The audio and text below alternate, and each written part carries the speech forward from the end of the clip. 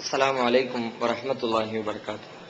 பெருமதிப்பிற்கும் மரியாதைக்கும் உரிய எல்லாம் வல்ல அல்லாஹ்வின் நல்லடியார்களே, அருமை பெரியோர்களே, தாய்மார்களே, சகோதர சகோதரிகளே, இந்த நிகழ்ச்சியில் சத்திய பாதையில் லட்சிய பயணம் என்ற தலைப்பு எனக்கு தரப்பட்டுள்ளது. இந்த உலக வாழ்க்கையை உலகத்தில் இருக்கிற எல்லா மதத்தை சார்ந்தவர்களுமே ஒரு பயணம் என்றுதான் குறிப்பிடுவதை பார்க்கிறோம். இஸ்லாமிய மார்க்கமும் இந்த மனிதர்கள் வாழக்கூடிய உலக வாழ்க்கையினை பயணம் என்றுதான் குறிப்பிடுகிறது. நாளை மறுமையிலே மரணத்திற்கு பிறகு ஒரு வாழ்க்கை வர இருக்கிறது. அதுதான் நிரந்தரமான வாழ்க்கை, முடிவற்ற ஓர் வாழ்க்கை. அந்த வாழ்க்கையில் நிம்மதியான வாழ்வை பெற வேண்டும் என்பதற்காக இந்த உலகத்தை ஒரு பரீட்சை கூடமாக கடந்து வருகிற ஒரு பயண நாட்களாக இஸ்லாம் நமக்கு சொல்லித் தருகிறது. உலகத்தில் நாம் எத்தனையோ விதமான பயணங்களை மேற்கொள்கிறோம். எல்லா பயணங்களை விட இந்த பயணம் மறுமையை நோக்கி, மறுமையின் வெற்றியை நோக்கி நாம் சென்று கொண்டிருக்கிற இந்த பயணம் ஓர் வித்தியாசமான பயணம் என்பதனை நாம் தெரிந்து கூட இருக்கிறோம். உலகத்தில் இருக்கிற எல்லா பயணங்களுமே நாம் தவறான ஒரு வழியை தேர்வு செய்து அதிலே பயணித்து விட்டால், பயணத்தின் முடிவிலேதான் அதை நாம் தெரிந்து கொண்டால் கூட உடனடியாக நாம் செல்ல வேண்டிய சரியான பாதையை திருத்திக் கொண்டு மீண்டும் சரியான இலக்கை நம்மால் அடைந்திடுவதற்கு நமக்கு வாய்ப்புகள் வழங்கப்படும். சென்னையிலிருந்து மதுரைக்கு செல்வதற்கு பதிலாக மதுரைக்கு செல்ல வேண்டிய ஒருவன் வேறொரு எதிர் திசையிலே சென்று சேர்ந்து விட்டால், சேர்ந்ததற்கு பிறகுதான் சொல்லப்படுகிறது நீ வந்து சேர்ந்திருக்கிற ஊர் மதுரை அல்ல என்று சொல்லப்பட்டால், உடனே அங்கிருந்து மதுரை செல்வதற்குரிய சரியான வழி என்பது எது என்பதனை கேட்டு மீண்டும் அவன் மதுரை சென்று சேர்வதற்கு வாய்ப்பு இருக்கிறது, வசதி இருக்கிறது, அதற்கான அவகாசம் இருக்கிறது. ஆனால் மறுமையை நோக்கி சென்று கொண்டிருக்கிற இந்த பயணத்தில் நாம் தவறான பாதையை தேர்வு செய்து விட்டோம் என்று சொன்னால், மறுமையில் தோல்வி தரக்கூடிய பாதையை தேர்வு செய்து அந்த மறுமையை நாம் அடைந்து விட்டோம் என்று சொன்னால் நமக்கு மீண்டும் ஒரு வாய்ப்பளிக்கப்படாது என்பதனை முதலில் நாம் தெளிவாக புரிந்து கொள்ள வேண்டும். அப்படியானால் ஒரே ஒரு தடவை மாத்திரம் இந்த வாழ்க்கை நமக்கு வழங்கப்பட்டிருக்கிறது. இந்த பயணத்தில் நாம் தவறிழைத்து விடக் கூடாது.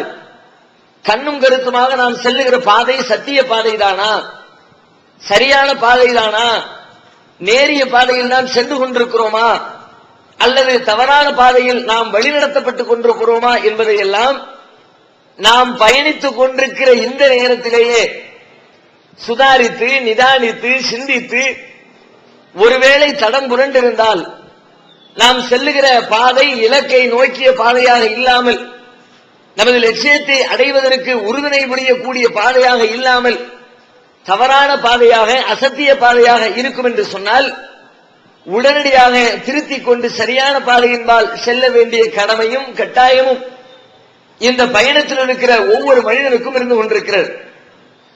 எனவே அந்த பயணத்தை மேற்கொள்ளுகிற நாம் சத்திய பாதையில் செல்லுகிறோமா என்பதனை சற்று ஆய்வு செய்து பார்க்க வேண்டும். சத்திய பாதையை எவ்வாறு முடிவு செய்வது, எது சரியான பாதை, யார் செல்லுகிற பாதை, யார் காட்டுகிற பாதை சரியான பாதை? இன்றைக்கு பல்வேறு விதமான பாதைகளை முஸ்லிம் சமுதாயம் சென்று கொண்டிருக்கிறார்கள். முஸ்லிம்கள் திருமறை குர்ஆனை நம்புகிறவர்கள், நபிகள் நாயகத்தின் போதனைகளை மதிக்கிறவர்கள், அவர்களை பின்பற்றுகிறோம் என்று சொல்லிக் கொள்ளக்கூடிய முஸ்லிம் சமுதாயம் அது செல்லக்கூடிய பாதையை ஆய்வு செய்து பார்த்தால் பல நூறு பாதைகள், ஒவ்வொருவரும் ஒவ்வொரு விதமான பாதையை தேர்வு செய்து கொண்டு ஒரு புறத்திலே தங்களை சுன்னத்துல் ஜமாஅத்தினர் என்று அழைத்துக் கொள்கிறவர்கள், நாங்கள் செல்லுகிற பாதைதான் சத்திய பாதை, எங்களின் ஆலிம்களும் உலமா பெருமக்களும் காட்டுகிற பாதைதான் சத்திய பாதை என்று அவர்கள் ஒரு புறத்திலே சென்று கொண்டிருக்கிறார்கள். இன்னொரு புறத்திலே சில பேரை பார்க்கிறோம், நாங்கள் செல்லுகிற பாதைதான் சரியான பாதை. எப்படி சொல்கிறீர்கள்? எங்களுடைய முன்னோர்கள் இந்த பாதையில் தான் சென்றார்கள், ஆண்டாண்டு காலமாக இந்த பாதை தான் எங்களுக்கு வழிகாட்டி தரப்பட்ட பாதை, எனவே நாங்கள் செல்லுகிற பாதைதான் சரி என்று சில பேர் முன்னோர்களின் பாதையிலே சென்று கொண்டிருக்கிறார்கள். இன்னும் சில பேர் தங்களுடைய ஊர்களில் சில வழிபாட்டு முறைகளை ஏற்படுத்தி வைத்திருக்கிறார்கள். அவற்றை செயல்படுத்திக் கொண்டு எங்கள் ஊரிலே அதிகமான ஆண்டு காலமாக இதைத்தான் நடைமுறையில் செய்து கொண்டிருக்கிறோம், எனவே இந்த பாதைதான் சரியான பாதை என்று அதிலே சில பேர் சென்று கொண்டிருக்கிறார்கள். இப்படி ஊரார் செல்லுகிற பாதை, முன்னோர்கள் செல்லுகிற பாதை, இன்னும் சில இடங்களில் மார்க்கத்தை தங்களுக்கு கற்றுத்தரக்கூடிய ஆலிம் உலமா பெருமக்கள் அவர்கள் சொல்லக்கூடிய பாதை என்று பல்வேறு பாதைகளை முஸ்லிம் சமுதாயம் பின்பற்றிக் கொண்டிருக்கிறது. இதில் எந்த பாதை சரியான பாதை, சத்திய பாதை? இவை அனைத்துமே சத்திய பாதையாக இருக்க முடியாது. முதல்ல அதை நாம புரிஞ்சுக்கிறோம். சில பேர் அப்படி நினைக்கிறான், அவர் சொல்றது சரிதான், இவர் சொல்றது சரிதான், எல்லாம் ஒண்ணுதான், எல்லா சாக்கடையும் போய் கடல்ல சேர்றது இல்லையா, எல்லா ஆறும் போய் கடல்ல கலக்கிறது இல்லையா, அது மாதிரி அந்த ரூட்டும் கரெக்ட் தான், இந்த ரூட்டும் கரெக்ட் தான், எல்லார் வழியும் சரியான வழிதான், எல்லாரையும் அனுசரித்து எல்லாரும் செல்லக்கூடிய பாதைகளையும் அங்கீகரித்துக் கொண்டு அவர் விரும்பிய பாதையில் சென்று கொள்ளட்டும் என்று விட்டுவிட வேண்டும் என்று சொல்லி அத்தனை பாதைகளையும் சரியானக்கூடிய மக்களும் இருக்கிறார்கள். ஆனால் உண்மையிலே அனைத்து பாதைகளில் ஏதேனும் ஒரு பாதைதான் சரியாக இருக்க முடியும். எல்லா பாதையும் சரியாக இருக்க முடியாது. என்றால் ஒன்றை விட இன்னொரு பாதை முரண்பட்டு இருக்கிறது. ஒரு பாதையும் இன்னொரு பாதையும் இது ஒரு கொள்கையை சொல்கிறது, அது இன்னொரு கொள்கையை சொல்கிறது. இது ஒன்றை சரி என்கிறது, அது மற்றொன்றை தவறு என்கிறது. இது ஒன்றை ஹலால் என்கிறது, அது அதை ஹராம் என்கிறது. இப்படி முரண்பட்ட பாதைகள் என்றைக்குமே உண்மையாக சத்தியமாக ஏற்றுக்கொள்ளக்கூடிய ஒன்றாக இருக்க முடியாது.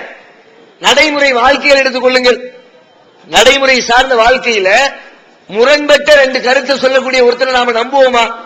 ஒருத்தரை போய் கேட்கிறோம், இது நீ சாப்பிட்டியான்னு கேட்கிறோம்.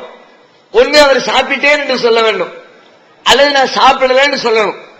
சாப்பிட்டுட்டேன் ஆனா சாப்பிடல அப்படின்னா என்ன சொல்லுவோம்? அவரை, நீ இந்த ஊருக்கு போனியா போகலையா? நான் போனேன் ஆனா போகல, சரியான லூசா இருப்பான் போல இருக்குது.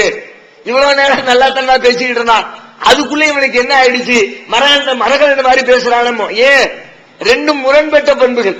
சாப்பிட்டேன் என்பதும் சாப்பிடவில்லை என்பதும் இரண்டும் எதிரெதிர் பண்புகள். முரண்பட்ட இரண்டு பண்புகள், இரண்டு நிகழ்வுகள், இரண்டு செய்திகள் என்றைக்குமே உண்மையாக இருக்க முடியாது. ஒன்று சாப்பிட்டதை உண்மை என்று ஒத்துக்கொண்டால் சாப்பிடவில்லை என்பது பொய்யாய் போய்விடும். சாப்பிடவில்லை என்பதை ஒத்துக்கொண்டால் சாப்பிட்டார் என்பது பொய்யாய் போய்விடும். இப்ப ஏதோ ஒன்றுதான் உண்மையாக இருக்க முடியும். அதை முதலிலே நாம் தெளிவாக புரிந்து கொள்ள வேண்டும். அந்த அடிப்படையில் இன்றைக்கு முஸ்லிம் சமுதாயத்தில் இஸ்லாமிய மார்க்கத்தின் பெயரால் பலதரப்பட்ட கூறுகளாக, பிரிவுகளாக ஒவ்வொருவரும் தங்களுக்கு ஒரு பாதையை, வழிபாட்டிலே ஒரு பாதை, நம்பிக்கையிலே ஒரு பாதை, செயல்களிலே ஒரு பாதை, குடும்ப நடைமுறை சார்ந்த வாழ்க்கையிலே ஒரு பாதை என்று சொல்லி பல்வேறு விதமான பாதைகளை தேர்வு செய்து செயல்பட்டுக் கொண்டிருக்கிற இந்த பாதைகளில் ஒரே ஒரு பாதை தான் சத்திய பாதை, ஒரே ஒரு பாதை தான் நேரிய பாதை. எல்லா பாதைகளும் சரியான பாதை இல்லை என்பது முதலில் புரிந்து கொள்ள வேண்டிய ஒன்று. சரி, அந்த ஒரு பாதை எந்த பாதை? யார் காட்டுகிற பாதை? பெரிய பெரிய அறிவாளிகள் கூடி அவர்கள் ஒரு பாதையை காட்டினால் அது சரியாக இருக்குமா? நமது முன்னோர்கள், இமாம்கள், பெரியார்கள், மகான்கள் அவர்கள் ஒரு பாதையை காட்டினால் அந்த பாதையை சரியாக இருக்குமா? சத்திய பாதை எது என்று ஆய்வு செய்து பார்த்தால் உலகத்திலே வாழக்கூடிய யாராக இருந்தாலும் சரி, உலகத்திலே வாழுகிற எந்த மனிதனுக்கும், அவர் எவ்வளவு பெரிய அறிவாளியாக இருந்தாலும் சரிதான், மார்க்கத்தை கரைத்து குடித்தவராக இருந்தாலும் சரிதான், மார்க்க விஷயங்களிலே பழம் நின்று கொட்டை போட்ட பெரிய பெரிய ஆளின் உள்ளாக்களாக இருந்தாலும் சரிதான், அல்லது பெரிய மக்கள் கூட்டமாக சேர்ந்து அமர்ந்து ஆய்வு செய்து முடிவெடுத்த ஒரு கருத்தாக ஒரு பாதையாக இருந்தாலும் சரிதான், எந்த மனிதன் காட்டுகிற பாதையும் அது சத்திய பாதையாக இருக்கவே முடியாது. மனிதன் என்பவன் பல்வேறு விதமான குணாதிசயங்களை கொண்டிருக்கிறான். மனுஷனுக்கு பகுத்தறிவு இருக்குது, மனுஷனுக்கு அறிவு இருக்குது. அறிவை வச்சு சரியான பாதையை கண்டுபிடிச்சிடலாமே, சத்திய பாதை எது அப்படிங்கிற பகுத்தறிவு பூர்வமா ஆராய்ந்து சிந்தித்து வாழ்க்கையில் செயல்படுத்தலாம் என்று கேட்கலாம். பகுத்தறிவு உண்மைதான், பகுத்தறிவு இருக்குது. பகுத்தறிவை கொண்டு மனுஷன் உயர்ந்திருக்கிறான். பகுத்தறிவு இருக்கிறதுனால தான் உலகத்தில் இருக்கிற எல்லா ஜீவராசிகளை விட மனிதன் உயர்ந்தவனாக, தனித்தவனாக, தனி பண்புகளை கொண்டிருக்கிறவனா இருக்கிறான். பகுத்தறிவு வேணும், இஸ்லாம் அதை மறுக்கல. பகுத்தறிவை சிந்திப்பதற்குரிய பாதையை மூளையை கொடுத்திருக்கிற இறைவன் அந்த பகுத்தறிவை பயன்படுத்தாதவர்களை கேடுகட்டவர்கள் என்று வர்ணிக்கிறான். இன்னும் சொல்வதாக இருந்தால் வலக்கது தரநாடு ஜஹன்னம கசீரம் மினல் ஜின்னி வல் இன்ஸ் அல்லாஹ் குர்ஆன்ல சொல்லி காட்டுறான். மனிதர்களிலும் ஜின்களிலும் அதிகமானவர்களை நாம் நரகத்திற்காகவே தயாரித்திருக்கிறோம். ஏன் தெரியுமா? காரணம் என்ன தெரியுமா? லஹும் குலூபுன் லா யஃபஹூன பிஹா, அவர்களுக்கு மூளை இருக்கும், ஆனால் அதை கொண்டு சிந்திக்க மாட்டார்கள், பகுத்தறிவு பூர்வமா செயல்பட்டிருக்க மாட்டார்கள். அதனாலேயே பல பேர் நரகத்துக்கு போறாங்கன்னு குர்ஆன் சொல்லு. பகுத்தறிவை வச்சு பல விஷயங்களை கண்டுபிடிக்க முடியும். ஆனால் மறுமையில் வெற்றி பெறக்கூடிய பாதையை பொறுத்தவரை, மறுமையில் நாம் ஜெயிப்பதற்கு நாம் செல்ல வேண்டிய அந்த வழிமுறையை பொறுத்தவரை, இந்த பகுத்தறிவை கொண்டு ஒரு மனிதனால் முடிவெடுக்க முடியுமா என்று சொன்னால் கண்டிப்பாக மனிதனின் அறிவு அந்த பாதையை தேர்வு செய்வதற்கு உகந்த ஒரு மூளை இல்லை. அந்த அளவுக்கு மனுஷ மூளையில கெப்பாசிட்டி இல்லை. மனுஷ மூளை பெரிய விஷயமாக இருந்தாலும், பல்வேறு விஷயங்களை ஆய்வு செய்தாலும், உலகத்தினுடைய பல்வேறு பிரச்சனைகளுக்கு தீர்வு சொன்னாலும், மறுமையில வெற்றி பெறுவதற்கு, நம்முடைய இலக்கை சென்று அடைவதற்கு நாம் தேர்ந்தெடுக்க வேண்டிய வழி எது என்பதை சிந்திக்கின்ற அறிவோ, அதை சொல்லக்கூடிய ஆற்றலோ இந்த பகுத்தறிவுக்கு இல்லை என்பதை நம்முடைய நடைமுறை சார்ந்த வாழ்க்கையை உணர்த்தி கொண்டிருக்கிறார். வாழ்க்கையில் நீங்க சாதாரணமா பாருங்க, மனிதன் என்பவன் பல்வேறு உணர்வுகளுக்கு ஆட்பட்டவன். மனிதனுடைய அறிவு ஒரு லிமிட்டடு, ஒரு எல்லைக்கு உட்பட்ட அறிவு தான். மனுஷனுடைய அறிவு எல்லா காலத்தையும் முற்றும் உணர்ந்து செல்லக்கூடிய அறிவு எந்த மனுஷனுக்குமே உலகத்தில் வழங்கப்படல. மனிதனுக்கு கோபம் இருக்கிறது, கோபப்படக்கூடிய மனுஷன் பல நேரத்தில் தப்பான செய்திகளை உலகத்தில் சொல்லிடுவான். அதனாலதான் நபிகளார் கூட சொன்னாங்க, கோபமாக இருக்கிற நேரத்தில் நீங்கள் இரண்டு மனிதர்களுக்கு மத்தியில் தீர்ப்பளிக்காதீர்கள்.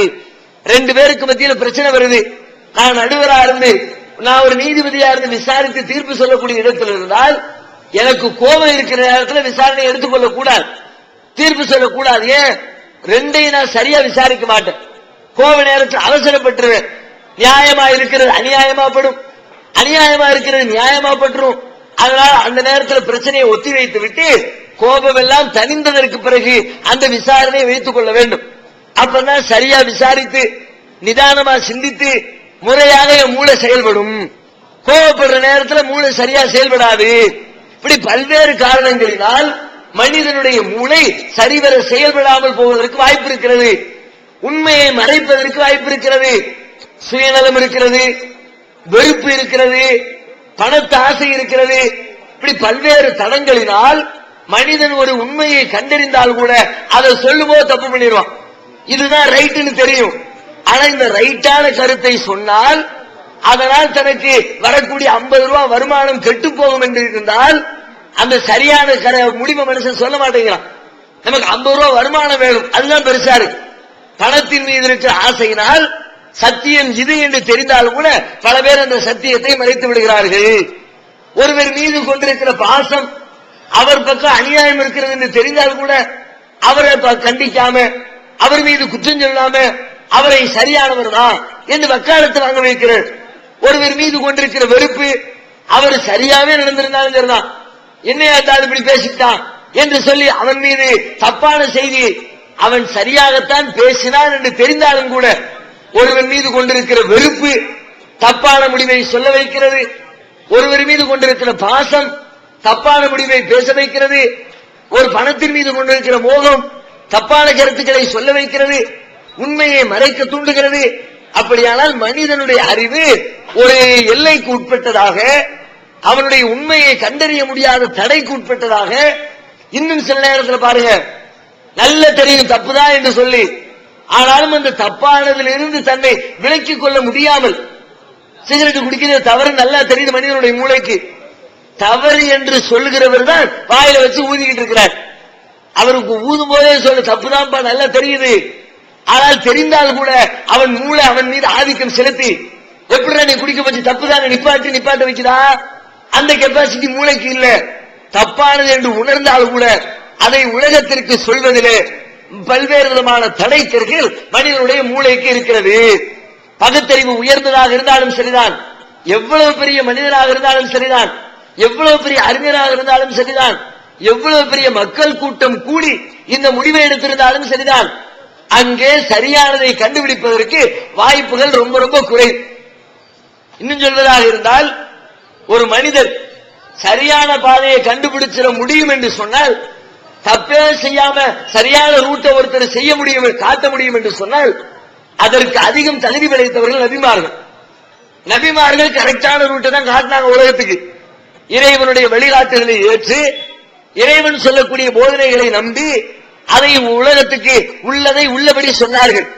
அவங்களிடத்துலதான் தப்பே இருக்கக்கூடாது. அவங்க சொல்றது 100% கரெக்டா தான் சொல்லணும். ஆனாலும் என்று சொன்னால், அல்லாஹ் குர்ஆன்ல நபிமார்களை பத்தி சொல்லி காட்டுறான். இன்னவும் இந்த நாளவிலல் முஸ்தஃபைனல் அக்யார். அந்த நபிமார்கள் நம்மால் சிறப்பாக தேர்வு செய்யப்பட்டவர்கள். இறைவனுடைய தேர்வு நபிமார்கள். நம்மள மாதிரி சாதாரண ஆட்கள் இல்ல. இந்த செய்தியை சொல்வதற்காக, வழிகாட்டுவதற்காக, வாழ்ந்து காட்டுவதற்காக படைத்த இறைவனால் தேர்வு செய்யப்பட்டவர்கள் நபிமார்கள். அந்த நபிமார்கள் கரெக்டானதா சொல்லணும். ஆனால் அவர்களும் மனிதர்களின் அடிப்படையில் பார்த்தால் அவங்களும் தப்பான செய்தியை சொல்றாங்க. ஒருத்தர் தப்பே சொல்ல மாட்டார் என்று ஒருவர் மீது நாம் நம்பிக்கை வைப்பதாக இருந்தால், நீங்க நம்ம சமுதாயம் எப்படிதான் நம்புது? ஹனபி மாமா அவங்க தப்பாவே சொல்ல மாட்டாங்களே, ஷாஃபி மாமா அவங்க இடத்துல மிஸ்டேக்கே இருக்காத. தமிழ்நாடு தௌஹீத் ஜமாத்தின் இஸ்லாமிய அழைப்பு பணி. தமிழ்நாடு தௌஹீத் ஜமாத்தின் ஏராளமான பணிகளில் மிக முக்கியமான பணி பிற மத மக்களுக்கு இஸ்லாத்தை எடுத்துச் சொல்வதாகும். இஸ்லாம் தீவிரவாதத்தை ஆதரிக்கிறதா, பெண்ணடிமைத்தனத்தை ஆதரிக்கிறதா, பலதார மனத்தை ஆதரிப்பது ஏன் என்பன போன்ற எண்ணற்ற சந்தேகங்களுக்கு விடையாக இஸ்லாம் ஓர் இனிய மார்க்கம் எனும் நேரடி கேள்வி பதில் நிகழ்ச்சிகள், இஸ்லாத்தையும் முஸ்லிம்களையும் பற்றிய தவறான எண்ணங்களை களையும் இந்நிகழ்ச்சி தமிழகமெங்கும் நூற்றுக்கணக்கில் நடத்தப்பட்டு வருகின்றன. இந்நிகழ்ச்சி பிற மாநிலங்களிலும் வெளிநாடுகளிலும் நடந்து வருகின்றன. இது போன்ற நிகழ்ச்சியின் மூலம் ஏராளமானோர் இஸ்லாத்தை தழுவி வருகின்றனர்.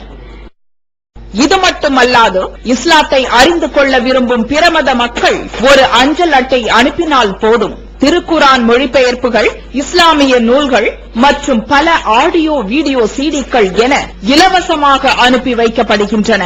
மனிதனுக்கேற்ற மார்க்கம் இஸ்லாம் மட்டுமே என்பதை நிரூபித்திட பிற மத அறிஞர்களுடன் பல்வேறு விவாதங்கள். புதியதாக இஸ்லாத்தை ஏற்றுக்கொண்டவர்களுக்காக சேலத்தில் ஆண்களுக்கும் பெண்களுக்கும் என தனித்தனி பயிற்சி மையங்கள். இஸ்லாத்தை தழுவியதை அதிகாரப்பூர்வமாக்கும் அபிடவிட், கெசட்டில் பெயர் மாற்றம், கத்னா செய்தல் மற்றும் பயிற்சிக்கு தேவையான திருக்குரான் மொழிபெயர்ப்புகளுடன் கூடிய பாட நூல்கள், உணவு, உடை, தங்கும் இடம், மருத்துவம் என இன்னும் பல அத்தியாவசிய பொருட்களை இப்பயிற்சி மையத்தில் வழங்குவதுடன், பயிற்சி மையத்திற்கு வருவதற்கும் பயிற்சி முடிந்து செல்வதற்கும் போக்குவரத்து செலவுகள், இவை அனைத்தும் முற்றிலும் இலவசமாகவே வழங்கப்பட்டு வருகின்றன. எந்த வெளிநாட்டு அரசிடமிருந்தோ அல்லது எந்த வெளிநாட்டு நிறுவனங்களிடமிருந்தோ உதவிகளை பெறுவதில்லை என்பதை கொள்கையாக கொண்டுள்ளது தமிழ்நாடு தௌஹீத் ஜமாத். எனவே மறுமையில் மகத்தான கூலியை பெற்றுத்தரும் இந்த அரிய பணிக்கு உங்களது ஜகாத் மற்றும் நன்கொடைகளை வாரி வழங்குவீர். உங்களது நன்கொடைகளை டிடியாகவோ, செக்காகவோ, மணி ஆர்டராகவோ அனுப்பலாம். டிடி அனுப்புபவர்கள் தமிழ்நாடு தௌஹீத் ஜமாஅத், வங்கி கணக்கு எண் 7882748227, இந்தியன் வங்கி, மண்ணடி கிளை என்ற பெயரில் எடுத்து அனுப்ப வேண்டிய முகவரி தமிழ்நாடு தௌஹீத் ஜமாஅத், மாநில தலைமையகம், 30 அரண்மனைக்காரன் தெரு, மண்ணடி, சென்னை 1. போன் 044225215226. எங்க ஒரு அஜர்த்தா அவர் எதையும் கரெக்டா சொல்லிவிடுவார. இந்த நம்பிக்கையின் அடிப்படையில் தான் தங்களுடைய முன்னோர்களை, பெரியார்களை, இமாம்களை கண்மூடித்தனமாக நம்முடைய சமுதாயம் பின்பற்றிக் கொண்டிருக்கிறது. அப்படி ஒரு தகுதி உலகத்தில் ஒருவருக்கு இருக்கும் என்று சொன்னால் அது நபிமார்களுக்கு இருக்க வேண்டும். அண்ணல் பெருமகனார் நபிகள் நாயகம் ஸல்லல்லாஹு அலைஹி வஸல்லம் அவர்களுக்கு அல்லாஹ் அந்த தகுதியை வழங்கி இருப்பார். அவங்க அப்படி இருந்தார்களா? நபிகள் நாயகம் ஸல்லல்லாஹு அலைஹி வஸல்லம் அவர்கள் அந்த தகுதியை பெற்று தவறே இல்லாமல் சரியான பாதையை மாத்திரம் உலகத்துக்கு சொல்லிக் கொண்டிருந்தார்களா? மனிதன் என்ற அடிப்படையில் அவர்கள் சில விஷயங்களை சொல்லும் பொழுது அவர்களும் தவறிழைக்கிறார்கள். அந்த தவறை இறைவனை சுட்டிக்காட்டி திருத்தக்கூடிய நிகழ்வுகளை எல்லாம் திருமலை குர்ஆனிலே ஏராளமாக பார்க்க முடிகிறது. அவங்க ஒண்ணு சரின்னு நினைக்கிறாங்க, இறைவனின் பார்வையில் தப்பா இருக்குது. இறைவன் கூப்பிட்டு கண்டிக்கிறான், நீங்க எப்படி இதை சொல்ல போச்சு, நீங்கள் சொன்னது தவறு, நீங்கள் இதை தெரிந்து கொள்ள வேண்டும், வருங்காலத்தில் இப்படி செய்யக்கூடாது என்றெல்லாம் நபிகள் நாயகம் ஸல்லல்லாஹு அலைஹி வஸல்லம் அவர்கள் நடந்து கொண்ட வாழ்க்கை நடைமுறையில் பல தவறுகள் இருந்தது என்று திருமறை குர்ஆன் சுட்டிக்காட்டுவதை பார்க்கிறோம். ஒரு தடவை நபிகள் நாயகம் ஸல்லல்லாஹு அலைஹி வஸல்லம் அவர்களிடத்துல மக்காவில் இருக்கக்கூடிய பெரும்பெரும் காபிர்களுடைய தலைவர்கள் நாங்கள் இஸ்லாத்தை ஏற்றுக்கொள்கிறோம் என்று வந்து பேரம் பேசுகிறார்கள். எல்லாம் சரிதான், நீங்க சொல்றதை நாங்கள் ஒத்துக்கிறோம், நீங்க சொல்லக்கூடிய வழிபாட்டை ஏத்துக்கிறோம், நீங்க சொல்ற மாதிரி இறைவனை வணங்குறோம், நீங்க சொல்ற மாதிரி நோன்பு இருக்கிறோம், நீங்கள் சொல்றது மாதிரி ஹஜ்ஜுக்கு போறோம், நீங்க சொல்ற மாதிரி எல்லாத்தையும் செய்யறோம். ஆனா ஒரே ஒரு சின்ன மிஸ்டேக், சின்ன சேஞ்ச். என்ன சேஞ்ச்? நாங்கள் எல்லாம் உயர்ந்த குலத்தவர்கள், நாங்கள் இந்த சமுதாயத்தில் பெரியவங்க, பணக்காரங்க, செல்வந்தர்கள், எங்களுக்கு கீழே அடிமைகள் இருக்கிறாங்க, நாங்க மேல் சாதிக்காரர்கள், சில பேர் கீழ் சாதிக்காரங்க இருக்கிறாங்க. அந்த வித்தியாசத்தை மட்டும் அப்படியே வச்சிருங்க. அவங்களை கீழ் சாதிக்காரங்களை கீழே வச்சிருங்க, எங்களை மேல வச்சிருங்க, எங்களுக்கு தனியா சொல்லுங்க, எங்களுக்கு தனியா வழிபாடு நடத்துங்க, எங்களை தனியாகவும் அவர்களை தனியாகவும் நீங்கள் மார்க்கத்தை கற்றுத்தர வேண்டும், எங்களுக்கு தனியாக சொல்லித் தரணும், அவர்களுக்கு தனியாக சொல்லித் தரணும். ஒரே ஒரு கோரிக்கை மட்டும்தான் வைக்கிறாங்க, ஏற்றத்தாழ்வு அப்படி இருக்கணும், அதை இழக்கிறதுக்கு மனசு இல்லை. நபிகள் நாயகம் ஸல்லல்லாஹு அலைஹி வஸல்லம் அவர்களுக்கு என்ன தோணுகிறது, இது ஒரு பெரிய மேட்டர் இல்லையே, வரட்டுமே, அவங்க இஸ்லாத்துக்கு வரட்டுமே, சன்னமா சொல்லி திருத்திக்குவோமே. இன்னைக்கு பல பேர் நினைக்கிறோம்ல, திருமண நேரத்தில் ஒரு ஏகத்துவ பெண்ணை தேர்வு செய்து திருமணம் செய்யுங்கள் என்று சொன்னால் அவர் ஏற்கனவே ஒரு முஸ்லிக்கு பிள்ளையை பார்த்து வச்சிருப்பார், வச்சுக்கிட்டு என்ன பண்றது, அது முஸ்லிக்கு தான் நிறையாவுக்கு போகுது, ஆனா கல்யாணம் முடிஞ்சு வந்த பிறகு நான் திருத்திக்குவேன், இவரை அல்லாஹ்வை திருத்துறதுக்கு நபிகள் நாயகம் ஸல்லல்லாஹு அலைஹி வஸல்லம் அவங்களே பல பேரை திருத்த முடியல, தன்னுடைய பெரிய தகப்பனாரை திருத்த முடியல, தன்னுடைய சொந்த பந்தங்களை பல பேரை திருத்த முடியல, அபூலஹப எத்தனையோ தடவை எடுத்து சொல்ல அபூலஹப திருத்த முடியல, அபூஜஹலை திருத்த முடியல, எடுத்து சொல்லத்தான் முடிஞ்சிச்சு. அப்ப நபிகள் நாயகம் ஸல்லல்லாஹு அலைஹி வஸல்லம் அவர்களுக்கு கூட செய்ய இயலாத காரியத்தை எல்லாம் இன்னைக்கு பல பேர் நினைக்கிறாங்களே, அதே போன்று அன்றைக்கு நபிகள் நாயகம் நினைக்கிறார்கள். அவர்கள் வரட்டும், நல்ல எண்ணம் தான், கெட்ட எண்ணத்தில் செய்கிற இது தப்பு. ஒரு இஹ்லாஸான தூய்மையான எண்ணத்தோடு இஸ்லாம் வளர வேண்டும் என்ற உணர்வோடு இஸ்லாத்தினால் மக்கள் கூட்டம் கூட்டமாக வந்து சேர வேண்டும் என்ற அந்த நல்லெண்ணத்தில் தான் நபிகள் நாயகம் ஸல்லல்லாஹு அலைஹி வஸல்லம் அவருடைய உள்ளம் லேசாக ஆட்டம் காடுகிறது. கொள்கையில லேசா சமரசம் செஞ்சுக்குவோம் என்ற உணர்வுக்கு வருகிறார்கள். அல்லாஹ் ஒத்துக்கிட்டான அதை நபிகள் நாயகத்திற்கு சரி என்று ஒரு செய்தி படுகிறது, அல்லாஹ்வுடைய பார்வையில் அது தவறாக தெரிகிறது. அந்த சபையில ஒரு கண்டறியாத சஹாபி வந்து சலாம் சொன்னதை புறக்கணிக்கிறாங்க. என்னடா இந்த மனுஷன் இப்பமாக வந்துட்டார, இதுதான பிரச்சனை, அவங்க நம்ம கிட்ட வரக்கூடாதுன்னு இவங்க கோரிக்கை வைக்கிறாங்க. இப்ப பார்க்க இவரு இந்த சபைக்குள்ள நுழைந்து விட்டாரே என்று நபிகள் நாயகம் கோபப்படுகிறார்கள். அல்லாஹ் வசனம் இறக்கி வைத்து கண்டிக்கிறான். இந்த முஹம்மது கடுகெடுத்தார், அவரிடத்திலே ஒரு குருடர் வந்த பொழுது புறக்கணித்தார், தூய எண்ணத்தோடு இணையச்சத்தோடு தேடி வருகிறவரை அலட்சியப்படுத்துகிறீர், மார்க்கத்தில் சமரசம் செய்ய என்று உம்மிடத்தில் டிமாண்ட் பண்ணுகிற ஒருவரிடத்தில் கொஞ்சம் குழாவி கொண்டிருக்கிறீரா என்று கருத்துப்பட நபிகள் நாயகம் ஸல்லல்லாஹு அலைஹி வஸல்லம் அவர்களை அல்லாஹ் கண்டிக்கிறான். என்ன பார்க்கணும், நபிகள் நாயகம் ஸல்லல்லாஹு அலைஹி வஸல்லம் அவர்களாக இருந்தாலும் மனிதன் என்ற ரீதியில் பார்த்தால் அங்கேயும் தவறுகள் வரும், அங்கேயும் சறுக்கல்கள் இருக்கும், அங்கேயும் பிழைகள் ஏற்படும். எந்த மனுஷனும் சத்திய பாதையை காட்டுறதுக்கு மனிதன் என்ற அடிப்படையில் வைத்து பார்த்தால் யாரும் தகுதி கிடையாது. இது மாதிரி பல நிகழ்ச்சிகள் நபிகள் நாயகத்தினுடைய வாழ்க்கையிலே நடக்கிறது. அல்லாஹ் ஹலாலாக்கிய தேன் தங்களுடைய குடும்பத்தில் ஏற்பட்ட ஒரு பிரச்சனை. ரசூல் ஸல்லல்லாஹு அலைஹி வஸல்லம் அவர்கள் ஒரு மனைவி ஒரு இடத்துல போய் ஒரு மனைவி வீட்டுல போய் உட்கார்ந்து தேன் சாப்பிட்டு வர்றாங்க, இன்னொரு மனைவி பிரச்சனையை கலப்புறாங்க. ரசூலுல்லாஹ் வந்து கிண்டல் பண்ணணுன்றதுக்காக அவங்க தேன் சாப்பிட்டு வந்து கொச்சப்படுத்துற விதமா உங்க வாயில இருந்து ஏதோ நாத்து அடிக்கிறேங்கிறாங்க. அப்ப ரசூலுல்லாஹ் என்ன நினைக்கிறாங்க, ஆக தேன் தானே சாப்பிட்டோம், வேற ஒண்ணுமே சாப்பிடலையே, இதுதான் இவங்களுக்கு பிடிக்கலையோ, அப்ப இனிமே நான் தேன் சாப்பிட மாட்டேன், ஹராம் ஆக்கிக்கிறேன். ரசூலுல்லாஹ் சொன்னாங்க, அவர்கள் தங்களுடைய மனைவியின் மீது வைத்திருந்த பாசத்தால் அங்க ஒரு சட்டம், அங்க ஒரு செய்தியை சொல்றாங்க, தேனை சாப்பிட மாட்டேன் ஹராம். அல்லாஹ் என்ன பண்ணா, உடனே வசனத்தை இறக்கி வச்சு கண்டிக்கிறான். யா அய்யுஹன் நபி லிம துஹர்ரிமு மா ஹல்லல்லாஹு லக். அல்லாஹ் உங்களுக்கு ஹலாலாக்கிய ஒன்றை நீங்க எப்படி ஹராமாக்குறீங்க? நான் தேடி சாப்பிடுங்க, அது மனிதர்களுக்கு நிவாரணம் இருக்கிறது நான் சரி என்று சொல்லி இருக்கிறேன், சாப்பிட மாட்டேன்னு சொல்லுங்க, உங்களுக்கு யார் ரைட்ஸ் தந்தது?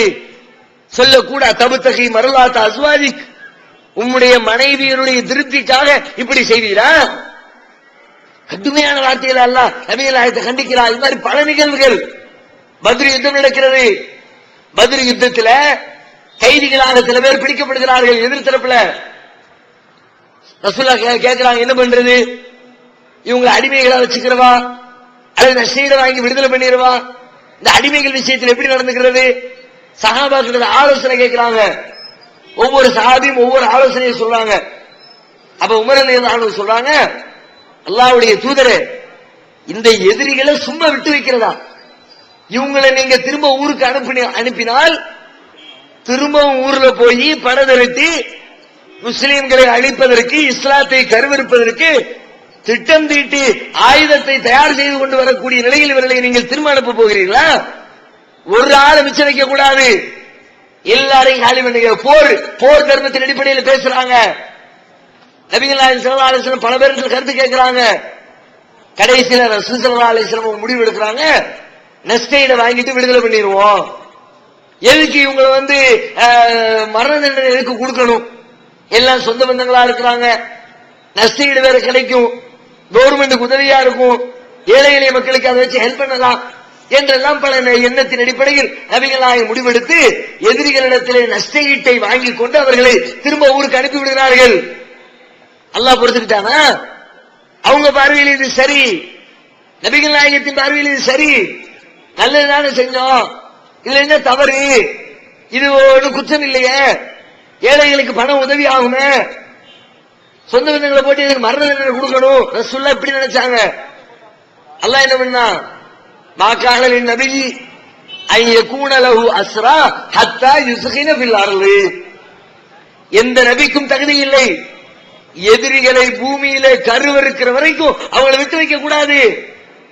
துரீதுன அரத துன்யா, நபியே நீங்கள் இந்த பூமியினுடைய பங்களிப்பை விரும்புகிறீர்கள். வல்லாஹு யுரீதுல் ஆகிரா, அல்லாஹ் மறுமையை விரும்புகிறான். மறுமையை முன்னிறுத்தி முடிவெடுத்திருக்கிற நீங்க மறுமையை முன்னிறுத்தி முடிவு செய்யாமல் உலகத்தினுடைய ஆசாவாசங்களை முன்னிறுத்தி, ஏழை எளிய மக்களுடைய பொருளாதாரத்தை முன்னிறுத்தி, உங்களுடைய குடும்ப உறவுகள் இரத்த பந்தம் என்ற அந்த பாசத்தை முன்னிறுத்தி நீங்க எப்படி முடிவெடுக்க போச்சு என்று சொல்லி அல்லாஹ் நபிகள் நாயகத்தை கண்டிக்கிறான்.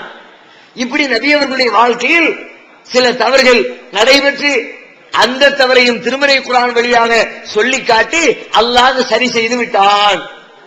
நபிகள் நாயகம் காட்டுகிற வழியிலே ஒரு தவறு வந்திருக்கிறது என்று சொன்னால் அதை அல்லாஹ் திருத்தி விட்டான்.